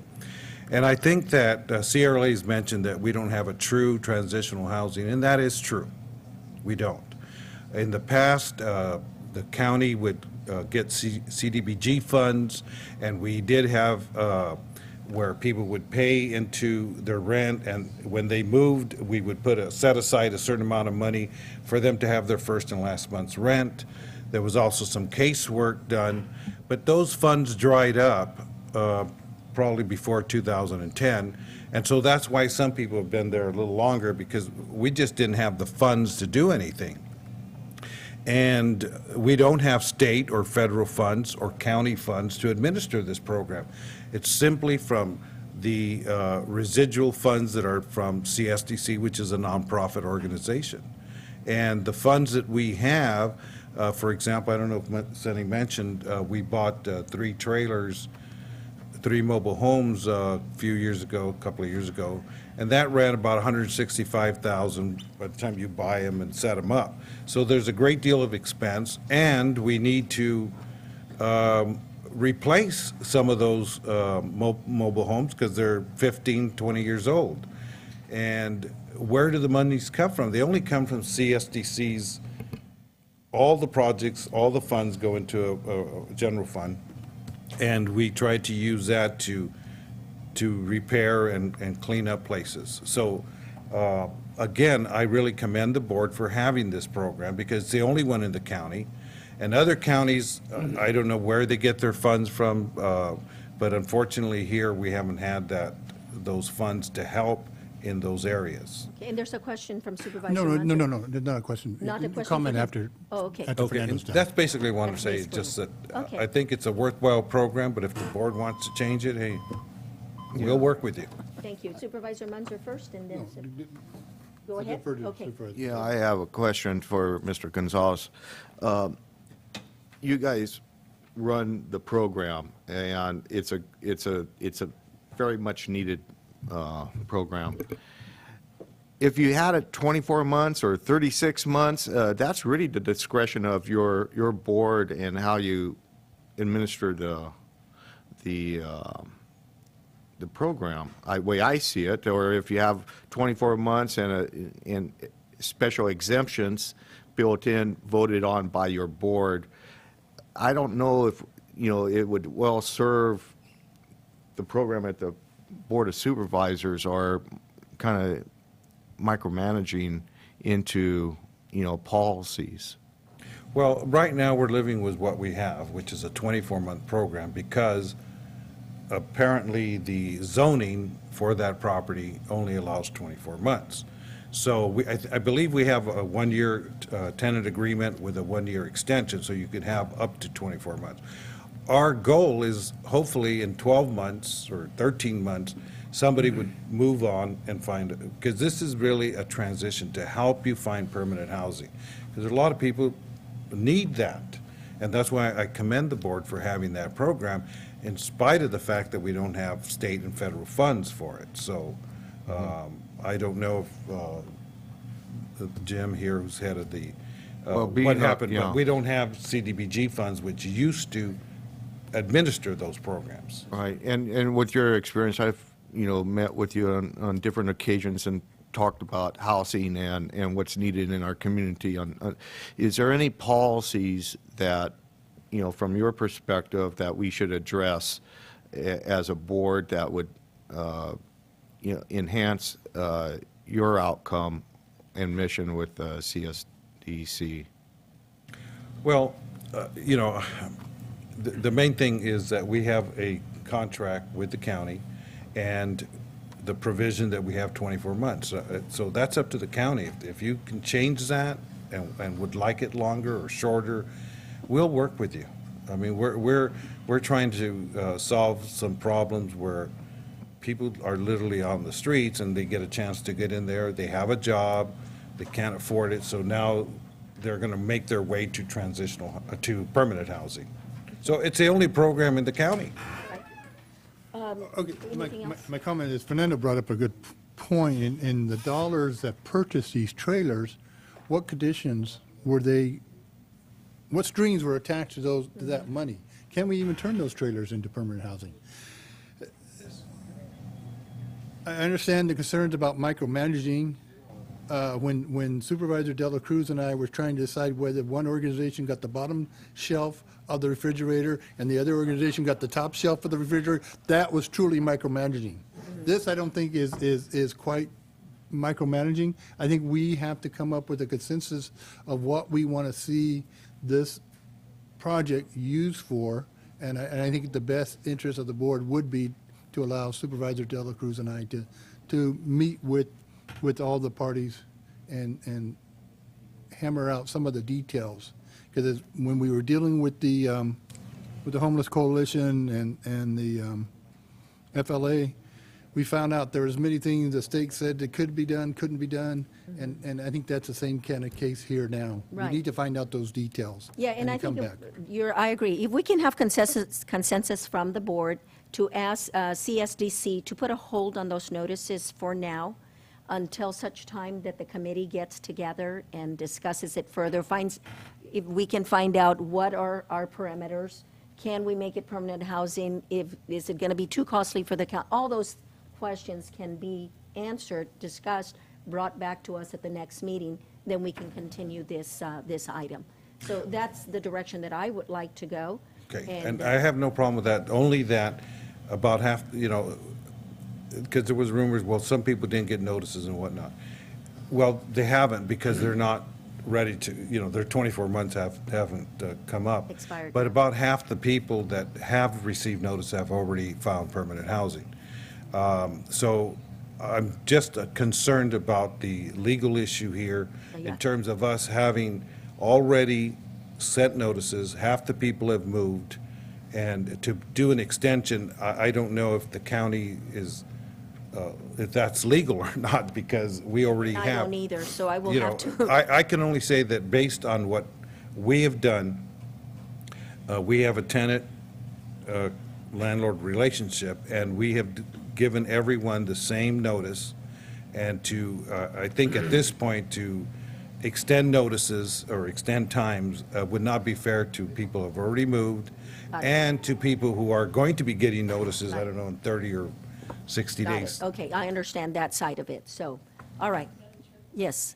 And everything Fernando has said is correct 100%. And I will even support him to continue what Sonny has been doing. In terms of sending out notices, I support all that, but I also feel that allowed Supervisor Munson and I to work with them and see if there's anything we can work together and move on and see if it's a good thing for the community. Just give us that opportunity, and they will continue doing what they're doing. Because, just like Supervisor Rivas and Patalo, it's a good program, it's a worthwhile. Yes. There's another, let us look at it. I mean, that's basic bottom line. Let's look at it and see what. And I agree. If I may think we need comment to on look at that. it, and we won't interfere with your process, because your process is your process, and you're right. We don't know what the legality is on that. That's a different thing, and there's too many people involved already. So I will go ahead and assign Supervisor Munzer, Supervisor Dela Cruz to move forward as the ad hoc committee, bring back to the board their recommendations, and then see what we can do moving forward. I think that's a very good idea, because it's bringing attention to the transitional housing, and maybe the resources of the county will come up with funds for case management and the other costs associated with having a transitional housing program. Okay. Thank Very you. good. Thank Thank you you. very Any other comments before, is there, I think it appears that we have enough Right. support to table it. So just so I'm clear, based on the board's decision, we will not be sending the letter that's drafted in the board's package. Right. You will not be doing that at this time. Okay, we're going to take a short break and come back for item number 18. Dying. I'll send you an email when I got elected as a Democrat and walk out of the. Hey, how are you? Hey, how are you? Oh, I did. Yeah. Okay. I've got the reimbursement agreement and everything? Okay.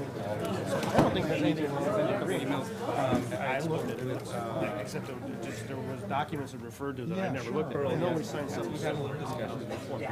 Unfortunately, we got this on Friday, and they're saying we got to close it on Thursday. This time, the majority of the tenants. What do you want us to do? I mean, Well, we did give proper notice. It's been issued to them. The tenants came to the meeting and read that they got in 2012. So it's tough. I mean, it's a tough situation, but, definitely want to work with you guys and try to get the best possible outcome for everyone. that is not from the board. Your email? Yes. Irish. Oh, hi. Yes, I was in court all afternoon yesterday, and I sent you an email after 5, so luckily. No, I got it. Well, You got sorry. it? Oh, okay, Don't good, worry. good. Thank you so much. I'll see you soon. Okay. Special meetings coming up, or do we have to wait April till the 7th would be the next one. April 7th. Okay. So, Appreciate it. I mean, I hope, if April 7th doesn't work, I mean, we could call a special meeting. It's a big hassle. The board usually doesn't like doing it unless it's really important. And you're going to call undue attention to something like this. So if you can wait, if you can get a date of April 7th or after to close, it would be much easier.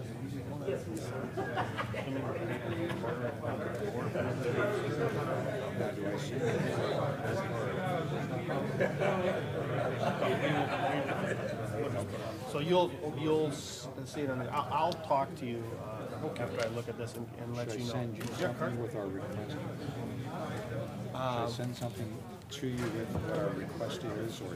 Probably just need to Request run to is the to head, have but, Simon of rents approved by the board, right?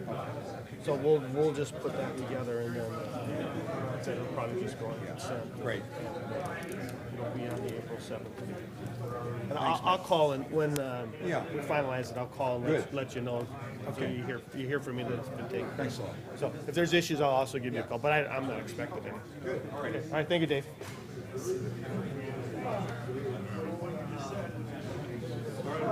Hi, how you doing, Carl? Good. Enjoying these meetings? I see you're. For lunch.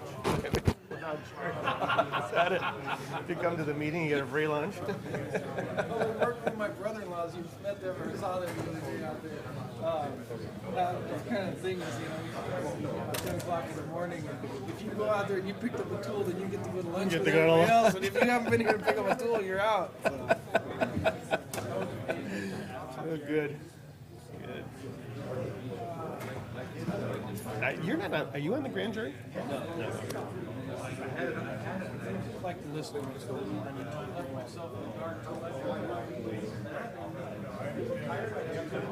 When did you retire? Recently or what? Oh, sorry.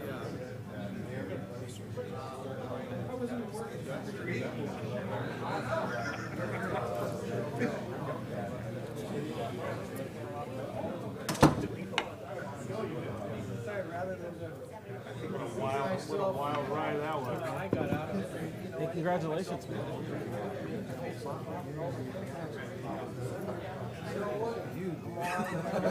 Listen, I don't know what worked, but for me, this is working.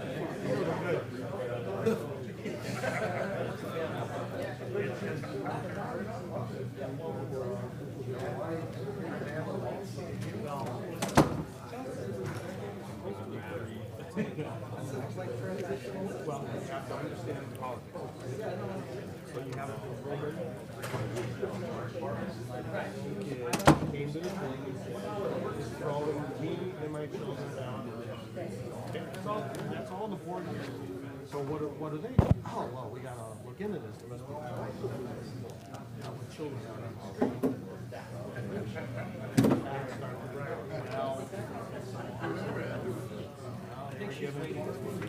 Oh, that's okay. I don't. And it all, you need know, to and then everything changes. Oh, I know. You know, then it's like, well, okay, maybe. When you see the whole thing, no, it sounds like exactly what you worded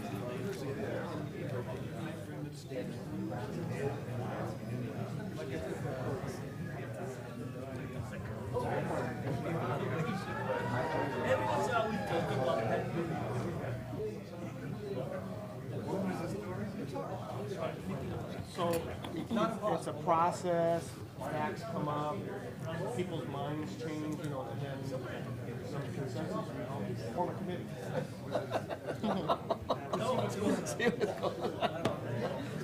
I Have you had a chance to look at email at all today? I have not looked at Nadia's. This is the final? This is the final. I printed it off in case you wanted to give it to these guys. There's an extra one for you.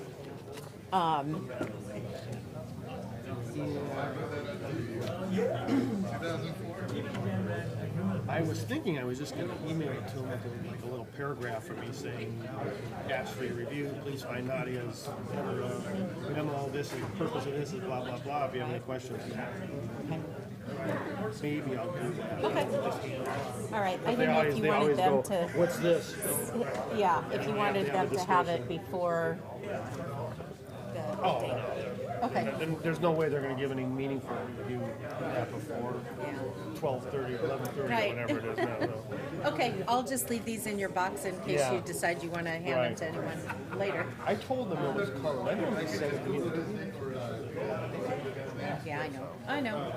I mean, if we get sued, it would be great. We'll have something to point back to. Exactly.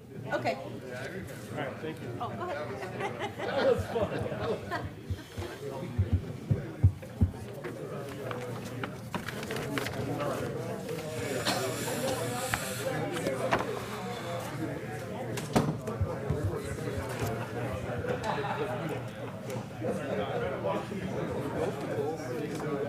Anthony, are you ready?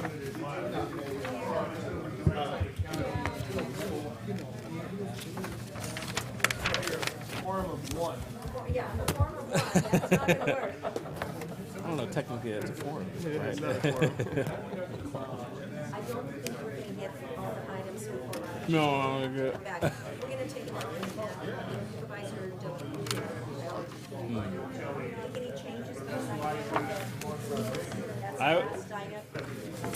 Yeah, Michael, we need to get Michael in before lunch. No, there's not. That's on And Is there a speaker that I can play through him when I have to kind of capture all that audio? yeah, I guess we could do that. We could probably do him next. You know, let me. Yeah.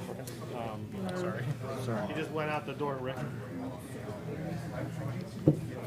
These actually. Nice to see you again. Good to see you. I got so many comments on that article. Oh, that's great, but I need, On the speakers I need, here? I need to grab, I need to get the audio that's coming through that was, as the supervisor Here. speak. Yeah. Yeah. Well, the supervisors, Well, the- you can't get it with the. I don't know the speakers up in the ceiling. There are none that are lower. Oh, yeah, that's not gonna work. Okay. All right. This is for an individual Yeah, to yeah. get Thank the you. speaker. Thank you. You know, I'll check with Ray. Yeah, no, it's okay. I'm wondering if, right here, the staff writer could maybe has a better answer. Yeah, I don't, because they have to have it from their speakers. Yeah, yeah.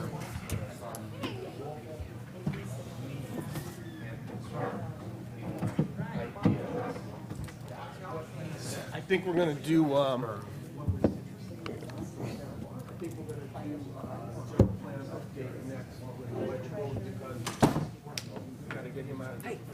Oh, all right. Okay, Please speak good. directly into the microphone.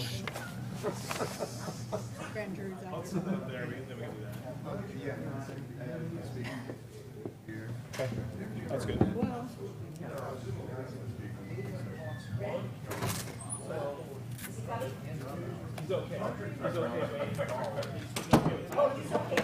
Well, I was trying to decide what tie to wear, and this was right in the front. And I went, That was easy. This morning those already done that. very nice dinner tonight being scheduled somewhere. Yeah, green beer too. I said a nice dinner. Taco Bell, dude. Oh.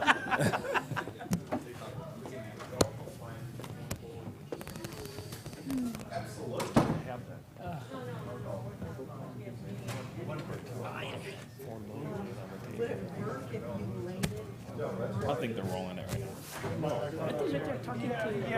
I'm going to put it here. Yeah, I'm just going to put it up here for the call. Supervisor Botello.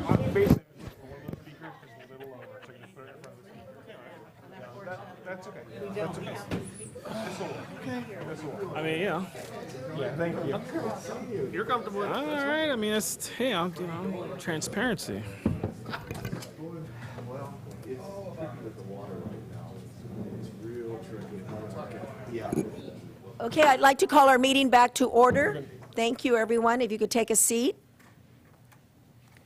We're going to continue regular agenda, item number 18. Thank you, Madam Chair. This item at our, March 31st is fast approaching with our CAFR submittal deadline. We have, your board actually requested a CAFR update today. So we actually have our auditor, controller, elections, clerk recorder here to actually give your board an update with regards to the CAFR. So, Joe Paul? Glad to speak to the issue, but I thought the board moved item 21 before item 18. We've already We just done did 21. We did 22, I'm sorry. Not 22. We're No. going to have that as normally scheduled. Okay. Yeah. All right, thank you. First of all, good morning, Madam Chair and Board of Supervisors. I'm here today to report from the Audit Committee some of the business that's been going on related to the preparation of the CAFR. One of the first things I want to mention is that in the minutes that accompany your transmittal,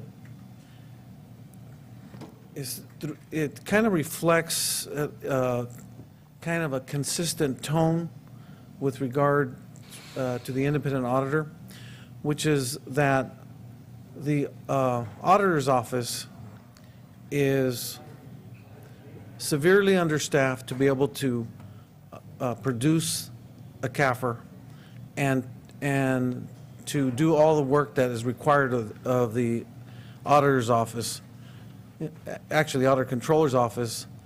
And I just want to bring it up that, and I've brought this up to you many times before, that, you know, the auditor's staff is where, when we fully staff, we have 5 accountants. Currently, we just added 1 accountant to our staff, and that makes 2 accountants that we have. So I'm bringing that up because what follows kind of, you know, this provides the backdrop for an explanation of what follows. So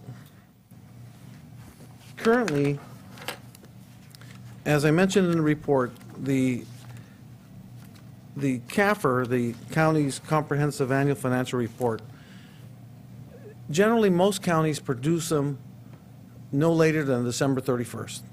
They're produced, they're audited, they're reported by December 31st. Traditionally, we in the last few years with the budget cuts, the CAFR has not been has been very, very close to being late. March 31st is the final drop dead date to submit the CAFR to both the state controller and to the Federal Audit Clearinghouse for federal grant reporting purposes.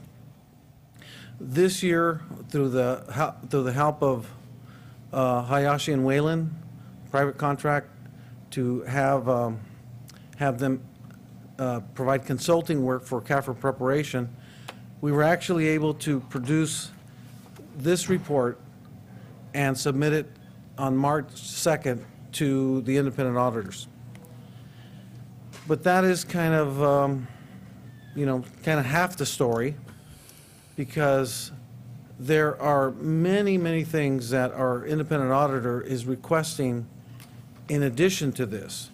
And those things are the supporting schedules that support all the balances, all the disclosures that we have here. And it was reported at the audit committee meeting that recently we held on Friday, on March 12th. The independent auditor had 112 items that they, that they want answers for. So our office is working diligently to provide those answers to the independent auditor. with the resources that we have. There is, however, there's always a question of whether the auditors will sign off on the CAFR and issue an opinion that is not qualified.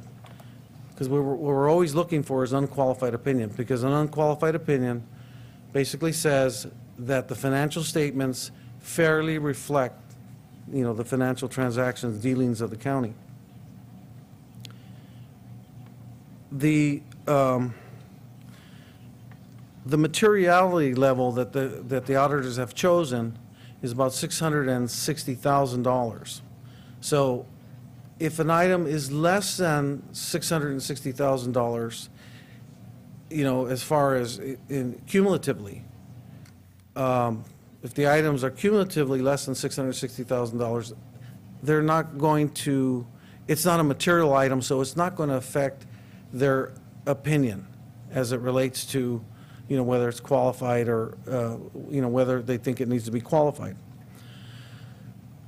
So, however, what was reported by the independent auditor on Friday, at the Friday's meeting, was that there is one item that they need to have sufficient documentation to be able to sign off on the CAFR. And that item relates to the work that has been done for projects related to Caltrans. There are receivables that need to be reported in the CAFR that we're not reporting at this time because we didn't have, from Public Works, because we didn't have those receivable balances from the department. So we're going to have to change our report in order to accommodate those receivables that are supportable, that are verifiable. And that's kind of what the independent auditor said is, hey, if you cannot produce receivables that are valid receivables that are going to be payable from Caltrans, well, you just need to do that. Is really what the direction is from the independent auditor. And of course, that's a very reasonable request. I just want to inform, the board that at the audit committee meeting, there was a large number that was represented as being outstanding, possibly outstanding receivables from Caltrans, and that number was not even being close to correct. This morning, I conferred with Public Works Director Joe Horbital, and his staff and his consultants that he's hired for Caltrans billing purposes have uncovered, well, not uncovered, but has declared that about $1 million, $1,005,000 is a receivable, should be reported as a receivable from Caltrans. Now, that's the total receivable. So that means that it's over various fiscal years. It's not just the 13-14 fiscal year that's under review. So they're in the process of segregating out those receivables that pertain to that fiscal year, those that pertain to prior fiscal years, and those that are, come subsequent to that fiscal year. So once that work is completed, we can change our report to reflect those changes. The problem is we're really running out of time. And it takes a lot of effort to change those reports because those changes run through all the reports, or many of the reports of the fund financials and the government-wide financials that it makes part of the CAFR. So I wanted to, to bring that to your attention because, this is kind of another thing that has been, somewhat of a roadblock that has been thrown before us so that, towards the road towards successful completion of the CAFR and the audit. So Joe Paul, you're basically saying that the 31st does not look like a date that we're going to be able to meet? Well, as I mentioned, the staff is working diligently on this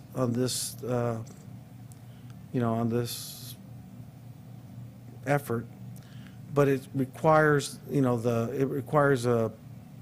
the department to do, along with the auditor's office, to do the work together to come up with the numbers that belong in each fiscal year that we need to report. And is it, if I remember correctly, the independent auditor was going to charge us an extreme amount of money if we didn't meet their timeline? And I believe we're going to be asked to pay more? No, I think those deadlines have already surpassed. At this time, there were 2 penalties involved, and both penalty deadlines were missed. So those penalties will be paid. Will have to be paid to the independent auditor. So that already happened then? Yeah. What is, however, different is that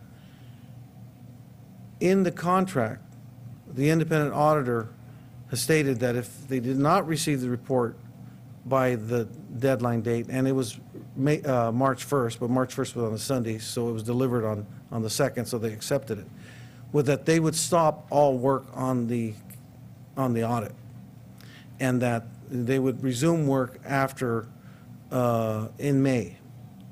And so, fortunately, the independent auditors have, understand the importance of attempting to reach that March 31st deadline, and they have continued work on the audit. Okay, so we're still hopeful then? Yes. Okay. Any questions from the board? Supervisor Patella?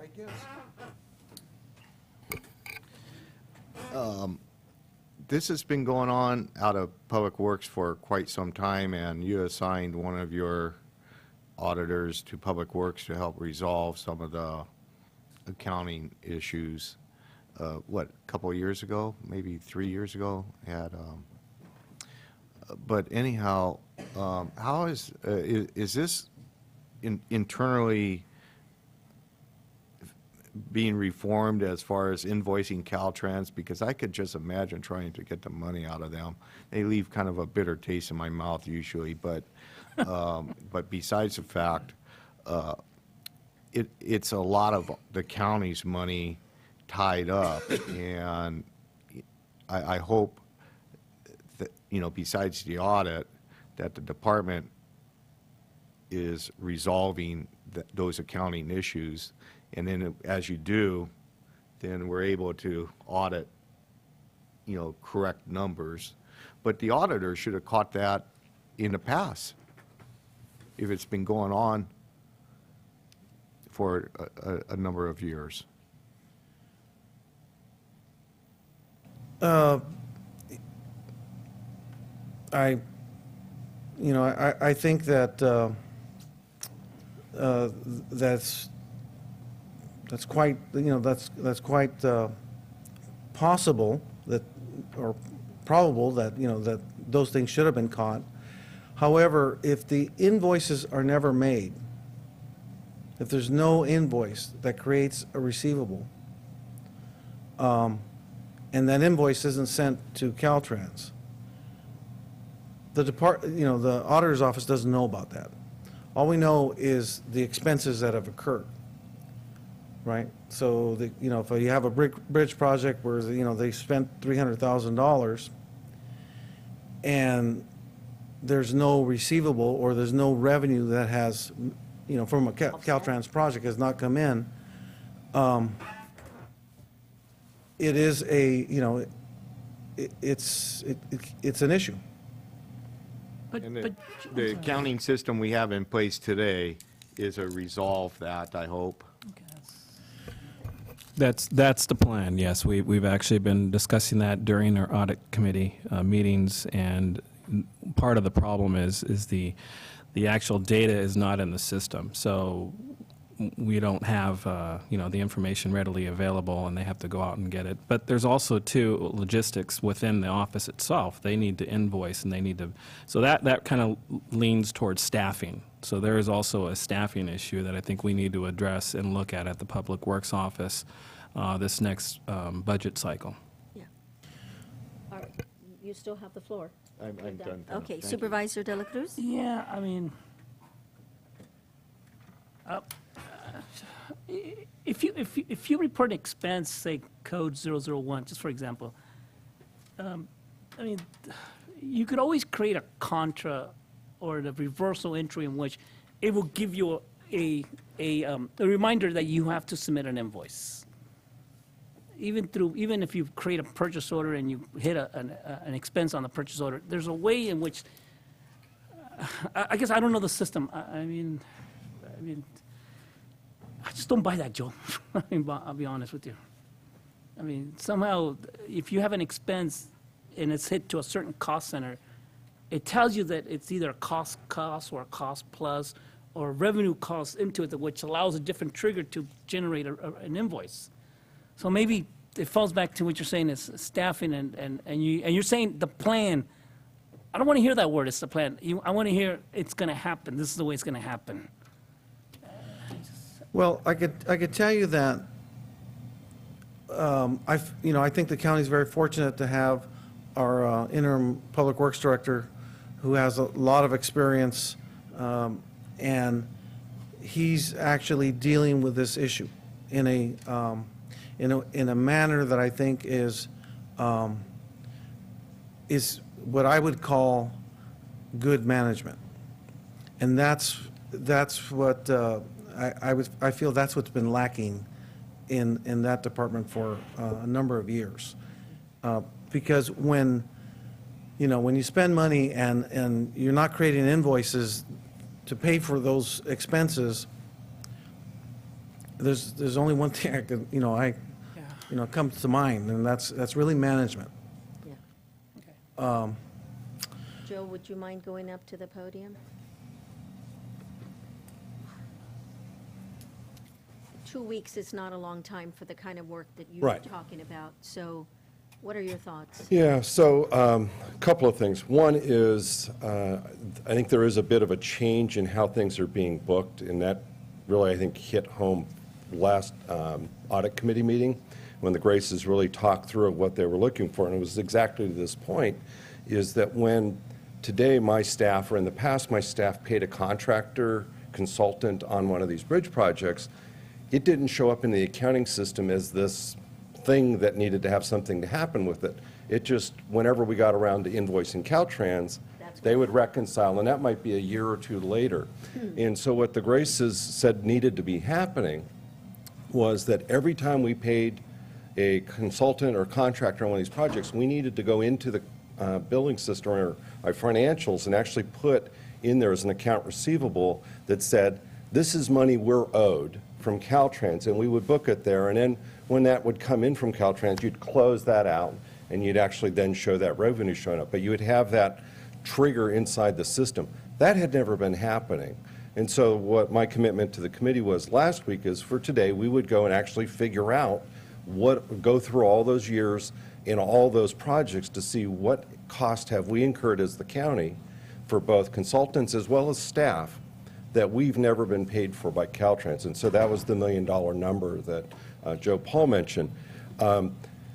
there's 300,000 out of it that we think actually has been invoiced that Caltrans hadn't paid us on. And so last night we were chasing that to go through the old audit reports from like 12/13 as well as through Caltrans. So I was just texting back to staff to see if we heard an answer. So there's 2 bridges that there was about $300,000 that it looked like we invoiced that never came back. But the other piece of this is, as you said, dealing with Caltrans is difficult. It has not been our expertise here in the county. And so we did, about a month ago, brought on 2 independent engineering firms who those staff are doing nothing but invoicing Caltrans projects. And so we're progressively right now going through every one of these projects that we have a relationship with Caltrans to get an invoice out. And our goal is that we will invoice those projects every month. So whatever we have, we will pull out of the system, we will go through and send it. But what these folks are helping us do is to make sure we're putting it in the right format, we have the right documentation, we're using the right form, and then since they're in San Luis Obispo, they're able to go right down the street if there's an issue. Instead of us yelling back and forth on the phone, they're able to go through and deal with that kind of face-to-face with them. And so for 2 $10,000 contracts, it's like money in the bank to go through and invest that. My plan for this next year is to actually go out with an RFQ to bring somebody in like that, to have as an augmentation of staff until we've got the discipline ourselves to do this the right way and that we've learned it the right way, and that then we don't need that. But until then, I think we do need to do that. So Linda is right now cranking through. She's got it by individual project of where that $1 million comes from out of, it's like about 15 projects, and chasing back to make sure we know which fiscal year it came out of, so that what needs to get fixed in this year's CAFR, and then to the extent things need to get adjusted in previous years, we'll be able to get that done. And so those numbers are moving across. We sent the numbers to Larry this morning of the big number, and then the stuff underneath it, that'll be moving there so we can kind of fix what we need to do. So is 2 weeks enough? That'll have to depend on Joe Paul on, but I want to make sure he's got all the information in. The Graces have that. That went to Ray at Hayashi Whalen last night of those numbers, so that the outside auditor's getting that information. So we're trying to make sure everybody who needs to know it is knowing that, so we're able to hit the deadline by the end of the month. Well, thank you. Thank you for that information. Any other questions? Okay. I'll bring it back to the board. Oh, any comments from the public? Okay. I guess Supervisor the final Munzer? comment is, having sat on the audit committee for 2 or 3 years now with Supervisor Dela Cruz, going forward with next year's budget, we need to address the staffing issues, I'll put it that way, of the audit committee. There are definitely some issues there, and they're going to have to be addressed. Madam Chair. Well, I was going to say, if we don't meet this deadline, the consequences could be huge. Thank you. Thank you for those comments. And Supervisor De La Cruz? Make it real quick. I support Supervisor Munzer's position, and I see Joe, every year he gets stressed out more and more, and I think we need to provide, we have to provide staffing for his department. We have to. So maybe with a new system, with what Joe has in place and getting outside, contractors to come in and help us and get it going in the right direction from here on out, and then the help that we have now, hopefully we can get this resolved. Thank you, Joe Paul. Thank you. All right. I don't think there's any action needed to be taken. This is strictly informational. It's just informational. Okay. All right, we'll move on to item number 19, and that is, and I'll turn this over to our CAO. Thank you, Madam Chair. Yes, so as a result of the passage of Measure J and a taking claim from Citadel of $1.2 billion against the county, as well as a civil suit challenging the legality of Measure J, these claims really could be detrimental to the county or very high cost to the county. So county staff is recommending within this item number 19 on our agenda, the creation of a San Benito County Legal Defense Fund for Measure J. So today we have our auditor, clerk, recorder, President Joe Paul Gonzalez, to discuss this item for your board and the public. As the CEO mentioned, the item before you is for the board's consideration is the creation of a legal defense fund for Measure J. As you know, the legal and fiscal implications of Measure J potentially are enormous. And your board discussed and passed one item, the first part of dealing with Measure J as far as the defense of the civil suit was initiated. Conferring with counsel and with CAO's office, it is believed that this is simply the beginning of a long process that's going to be very costly. And it was, some research was done, and apparently this issue of fracking is not a new issue. It is to San Benito County, but to some other areas it's been a highly volatile issue, with different communities. In the county in New Mexico, they had a similar measure. The Shell Oil Corporation in that county has sued the county, and that county was similar to this county in that it has limited resources, and they had no other recourse but to go out and solicit private donations to this kind of big issue. This, the ramifications of Measure J will not only be felt in this county, but they will be felt throughout the state of California. So the outcome of this initial case is maybe precedent-setting for the state of California. So with that in mind, the idea of coming forth and asking the board to consider having a legal defense fund to be administered separately from any of the other funds, with a separate bank account, a separate general ledger account, to be able to account for all those funds separately from the rest of the county's funds.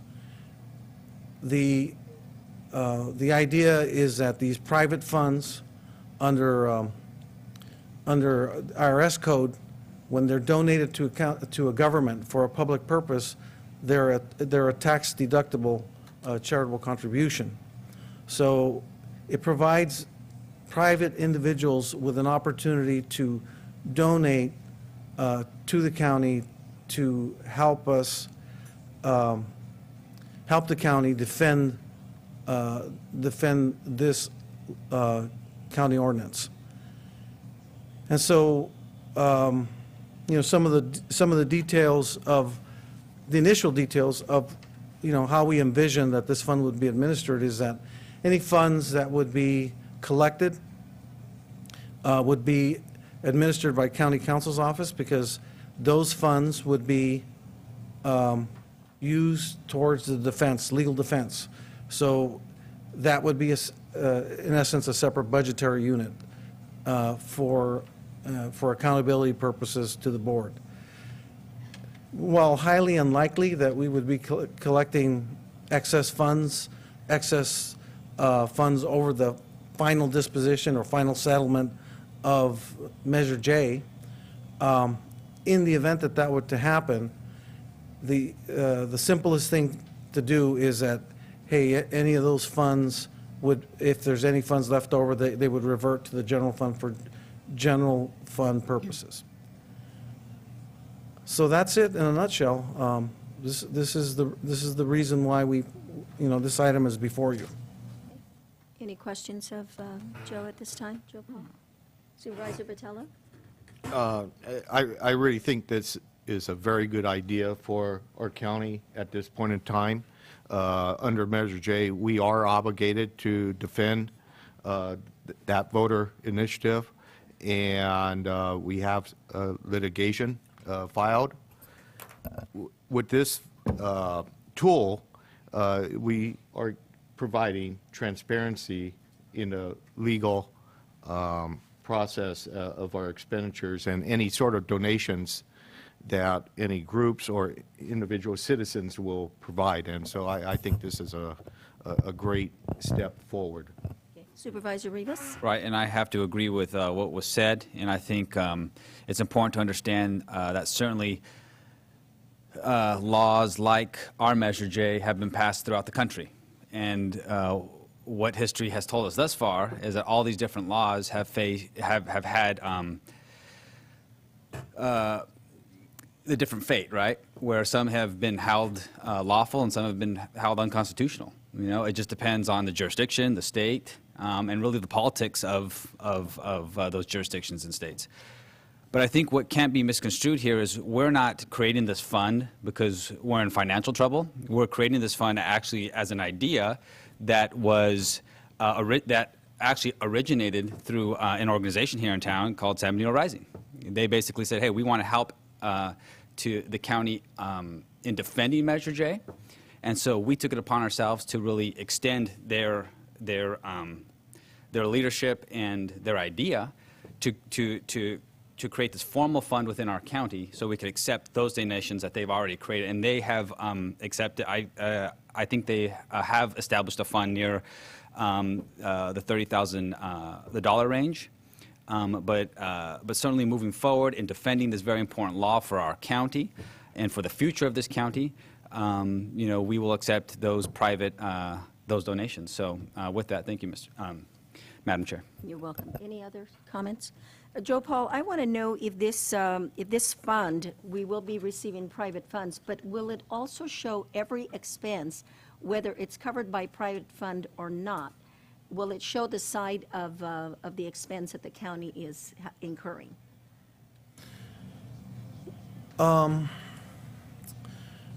We can ensure that as it relates to Measure J, I know there's a lot of interest involved with the full disclosure of Measure J.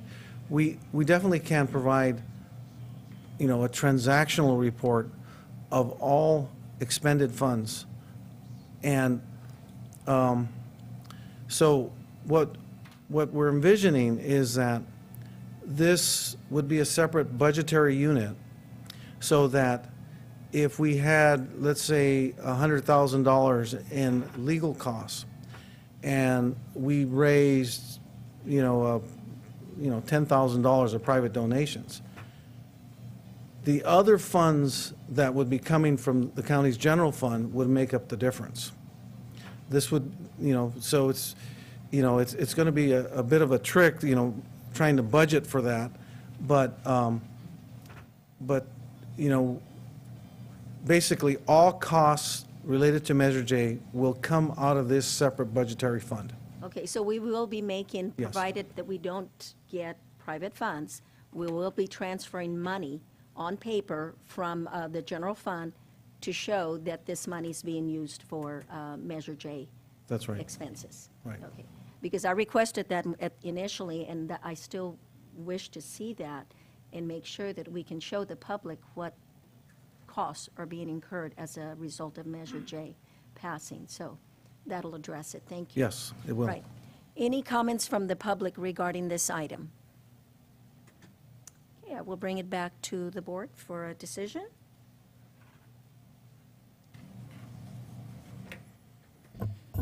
Madam Chair, I would recommend that this board authorize the county auditor and county treasurer to create a Measure J legal defense fund as a separate fund for accountability purposes. I recommend that the board authorize the county administrative office to enhance the county's website and employ other means to facilitate the marketing for donations to the Measure J legal defense fund.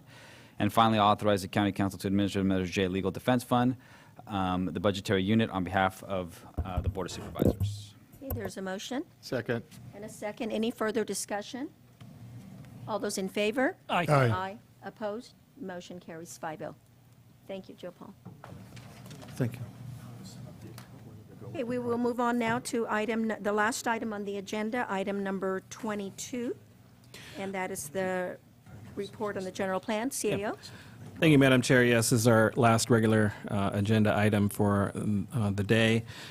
This item has come to your board as well as to the public. This has been recommended to bring it back at every single meeting. So we have Byron Turner, our intern public planning director, here to give an update. We also have EMC as well to discuss where we're at with the general plan.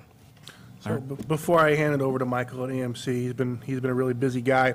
I wanted to thank him, Michael Groves, and the EMC for undertaking this job. We weren't even sure we were going to get anybody to do this job, and to complete it in the time frame that they did. And you've seen how much time and cost goes into an EIR, and to be able to accomplish this in the short time they did, they've delivered for us. So I want to make sure that credit was given where credit was due. It is now my job. They have delivered. I have the EIR in my possession. It is now my job to get it to the state, to get it out to the public, get it on the street, to clean it up on the website, and to get that sequel clock started.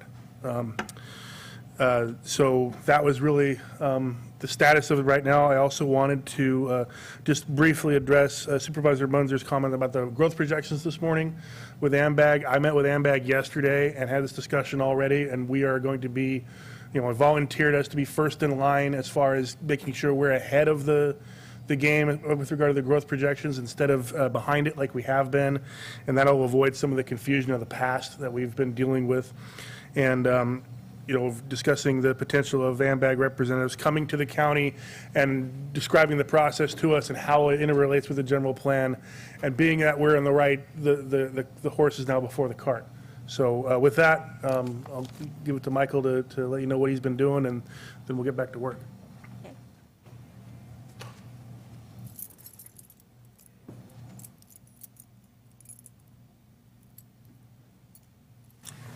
Madam Chair, board members, my name is Michael Groves, president of EMC Planning Group. Thank you, Byron, for that nice introduction. Very rare that I get a nice introduction. It's usually some problem that we're trying to solve. Madam Chair, he's not out of here yet, though. I was going to say, you may think differently when you walk out. Very true. Very true. So thank you for that. I just wanted to recall for the board just quickly that we took this job on in the beginning of 2014, January of 2014, started work in February 2014, and by May, we had a general plan in front of you that you accepted and fixed. And 7 months later, we had an EIR prepared.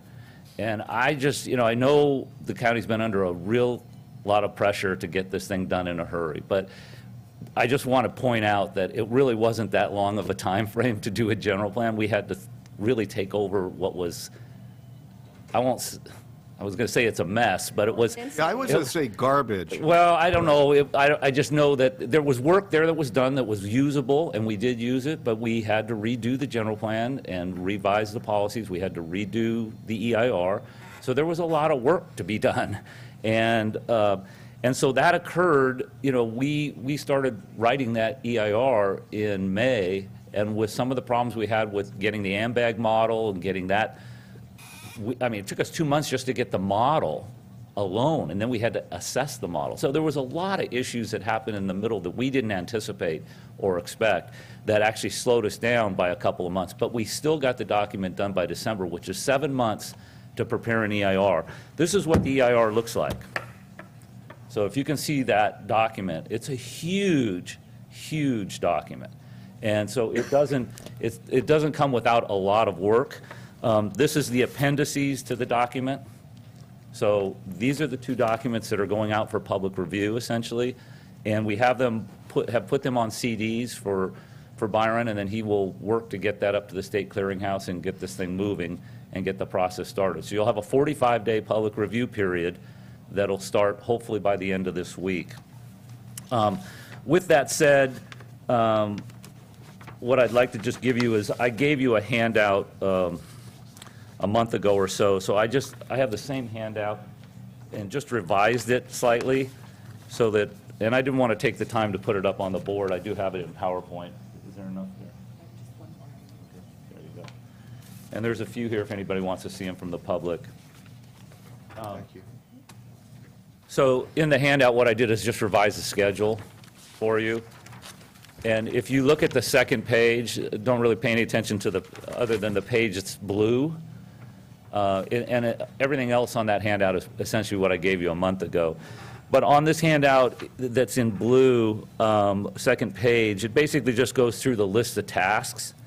And so what's remaining on this list of tasks is we are now at that 45, if you go down the column, sixth one down, I think it is 45-day public review period. That's where we are.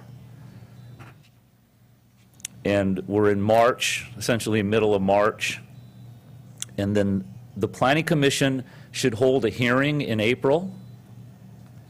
And that hearing should be to receive comments on the environmental document for the general plan update.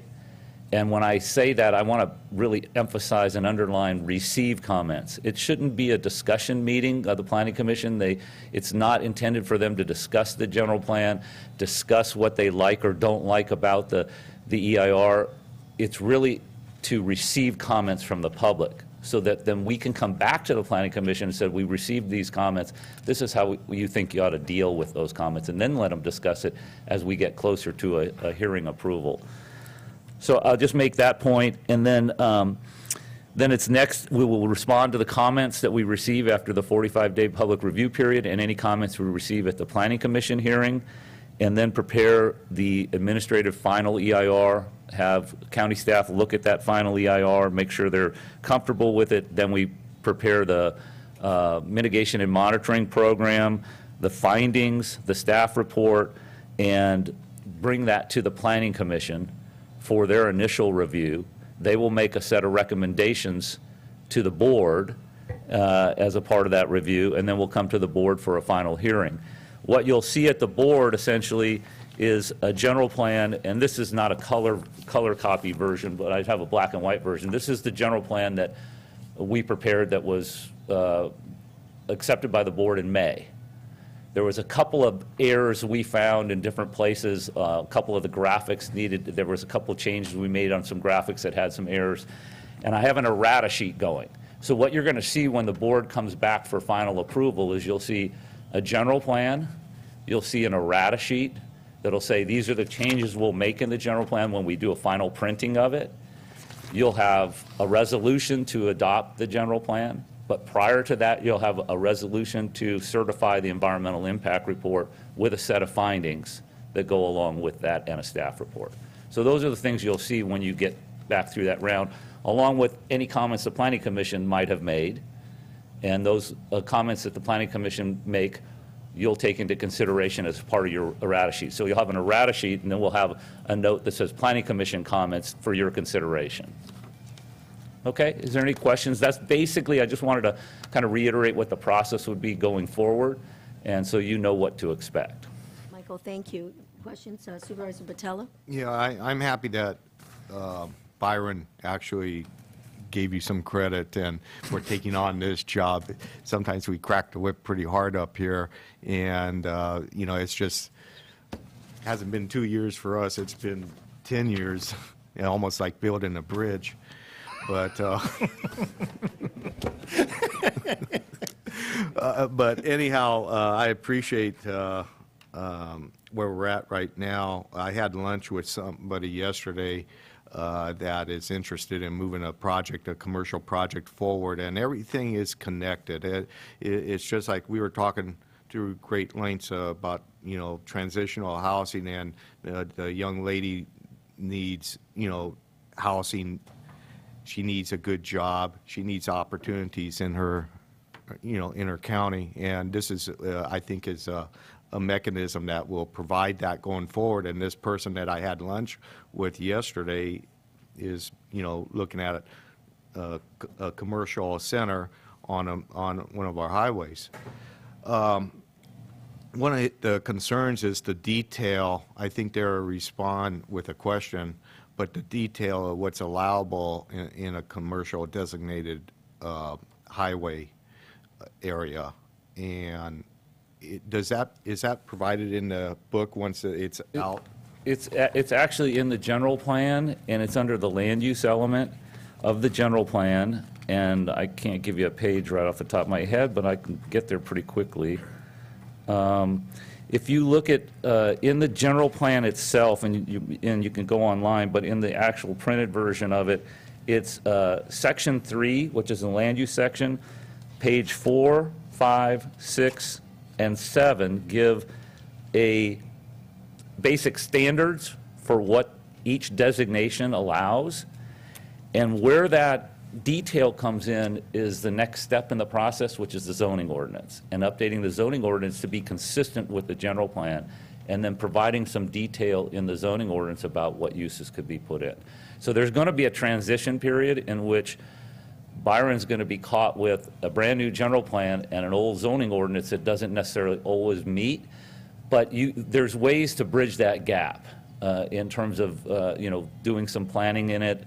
You can use specific plan as a tool, you can use master planning as a tool, you can use a lot of different tools that can work in terms of getting those projects in front of you and not having to delay them. And I can work with Byron on that, and he knows a lot of that is going to happen anyway. I think that's what's really prevalent on our minds is to get to the general plan, but then there's more work to be done afterwards, and whether or not it's a hold up these other projects that we're very interested in or not, I don't know. Yeah, well, I had breakfast with the person you had lunch with, and they're very interested in what's happening in San Benito County and interested in bringing a project that would bring those kind of needs for the county, jobs and economic, benefit. So when these comments start coming in, and they are interested in adopting the final general plan. When these comments start coming in, Mike, you'll report to us at our next meeting, which will be April the 7th, and let us know what is coming in and the extent of those. Yeah, I think that's probably a waste of time for everybody on April 7th. Pass it on through Byron. Yeah, and Byron can, just let I us know. doubt very seriously we'll get a lot of comments until, typically on these types of processes, you get all the comments in the last week. That's true. And so I doubt we'll get a whole lot. We will have the input from the Planning Commission, and we will have comments from the public from the Planning Commission, so we can write those up as minutes from that meeting and provide that, and that can be passed along. But I think the following, after we get past, if we put this thing out on the street, it's really the end of April, so it'll be right at the last week of April or the first week of May, we'll have a really good feel of what the comments are. Okay. And Byron, I guess my request for you is that it goes out ASAP. And do you expect that it'll go out by the end of the week? Yes, I do. Thank you. If you can put it out tomorrow, it would be even better. Okay. And the only thing I would say in the life of Byron at the planning department, it's not an easy life, because all of the people you're talking about that meet with you, he's got a line of people coming to see him about things they want to get done based on the general plan. And he's been great about just really trying to move people along and help them through the system that doesn't have it has an older general plan but doesn't have a new general plan. So I think there's going to be some more of that transition between general plan and zoning once the general plan is adopted, and I think Byron does a really good job of encouraging people to move forward, and we'll find a solution to get them there. Okay. Any other comments from the board? But on behalf of the board, I want to thank you, Mike. I know you've undertaken a huge job, and we appreciate. I wish it had happened sooner than later, but you know what? It happened, and I think we're making progress. Byron, thank you, and thank your staff. You have put on an enormous amount of work. So I'll open it up to the public. Any comments from the public? Okay. There's no decision to be made, just information. Thank you, Byron. Supervisor De La Cruz had to leave. He had another engagement. And so I just need to know, we only have one closed session item. Do we want to come back or deal with it right now? Let's deal with it. Deal with it. Okay, CAO? Yeah, that's what I was going to suggest. We just deal with it right now and Okay. get it out of the way. Council, if you could report on what our item is? Yes, thank you. Madam Chair, the Board of Supervisors will now adjourn into closed session to discuss agenda item number 23 on today's agenda. That agenda item is to meet regarding the appointment of a county employee. The county employee to be discussed is the Assistant County Administrative Officer. The authority to meet can be found in California Government Code Section 54957. Thank you. We'll adjourn to closed session now and come back and report out. Oh, I'm sorry. Any comments from the public regarding the closed session item? There being none, we'll go ahead and adjourn to closed session. Thank you, CAO.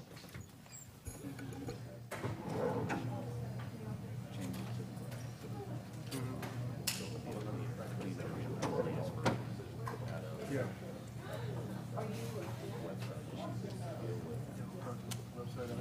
Ron is my contact for, I should talk to Ron if I got any specific questions. If you have any specific questions, you can call me or Ron. Ron, specific.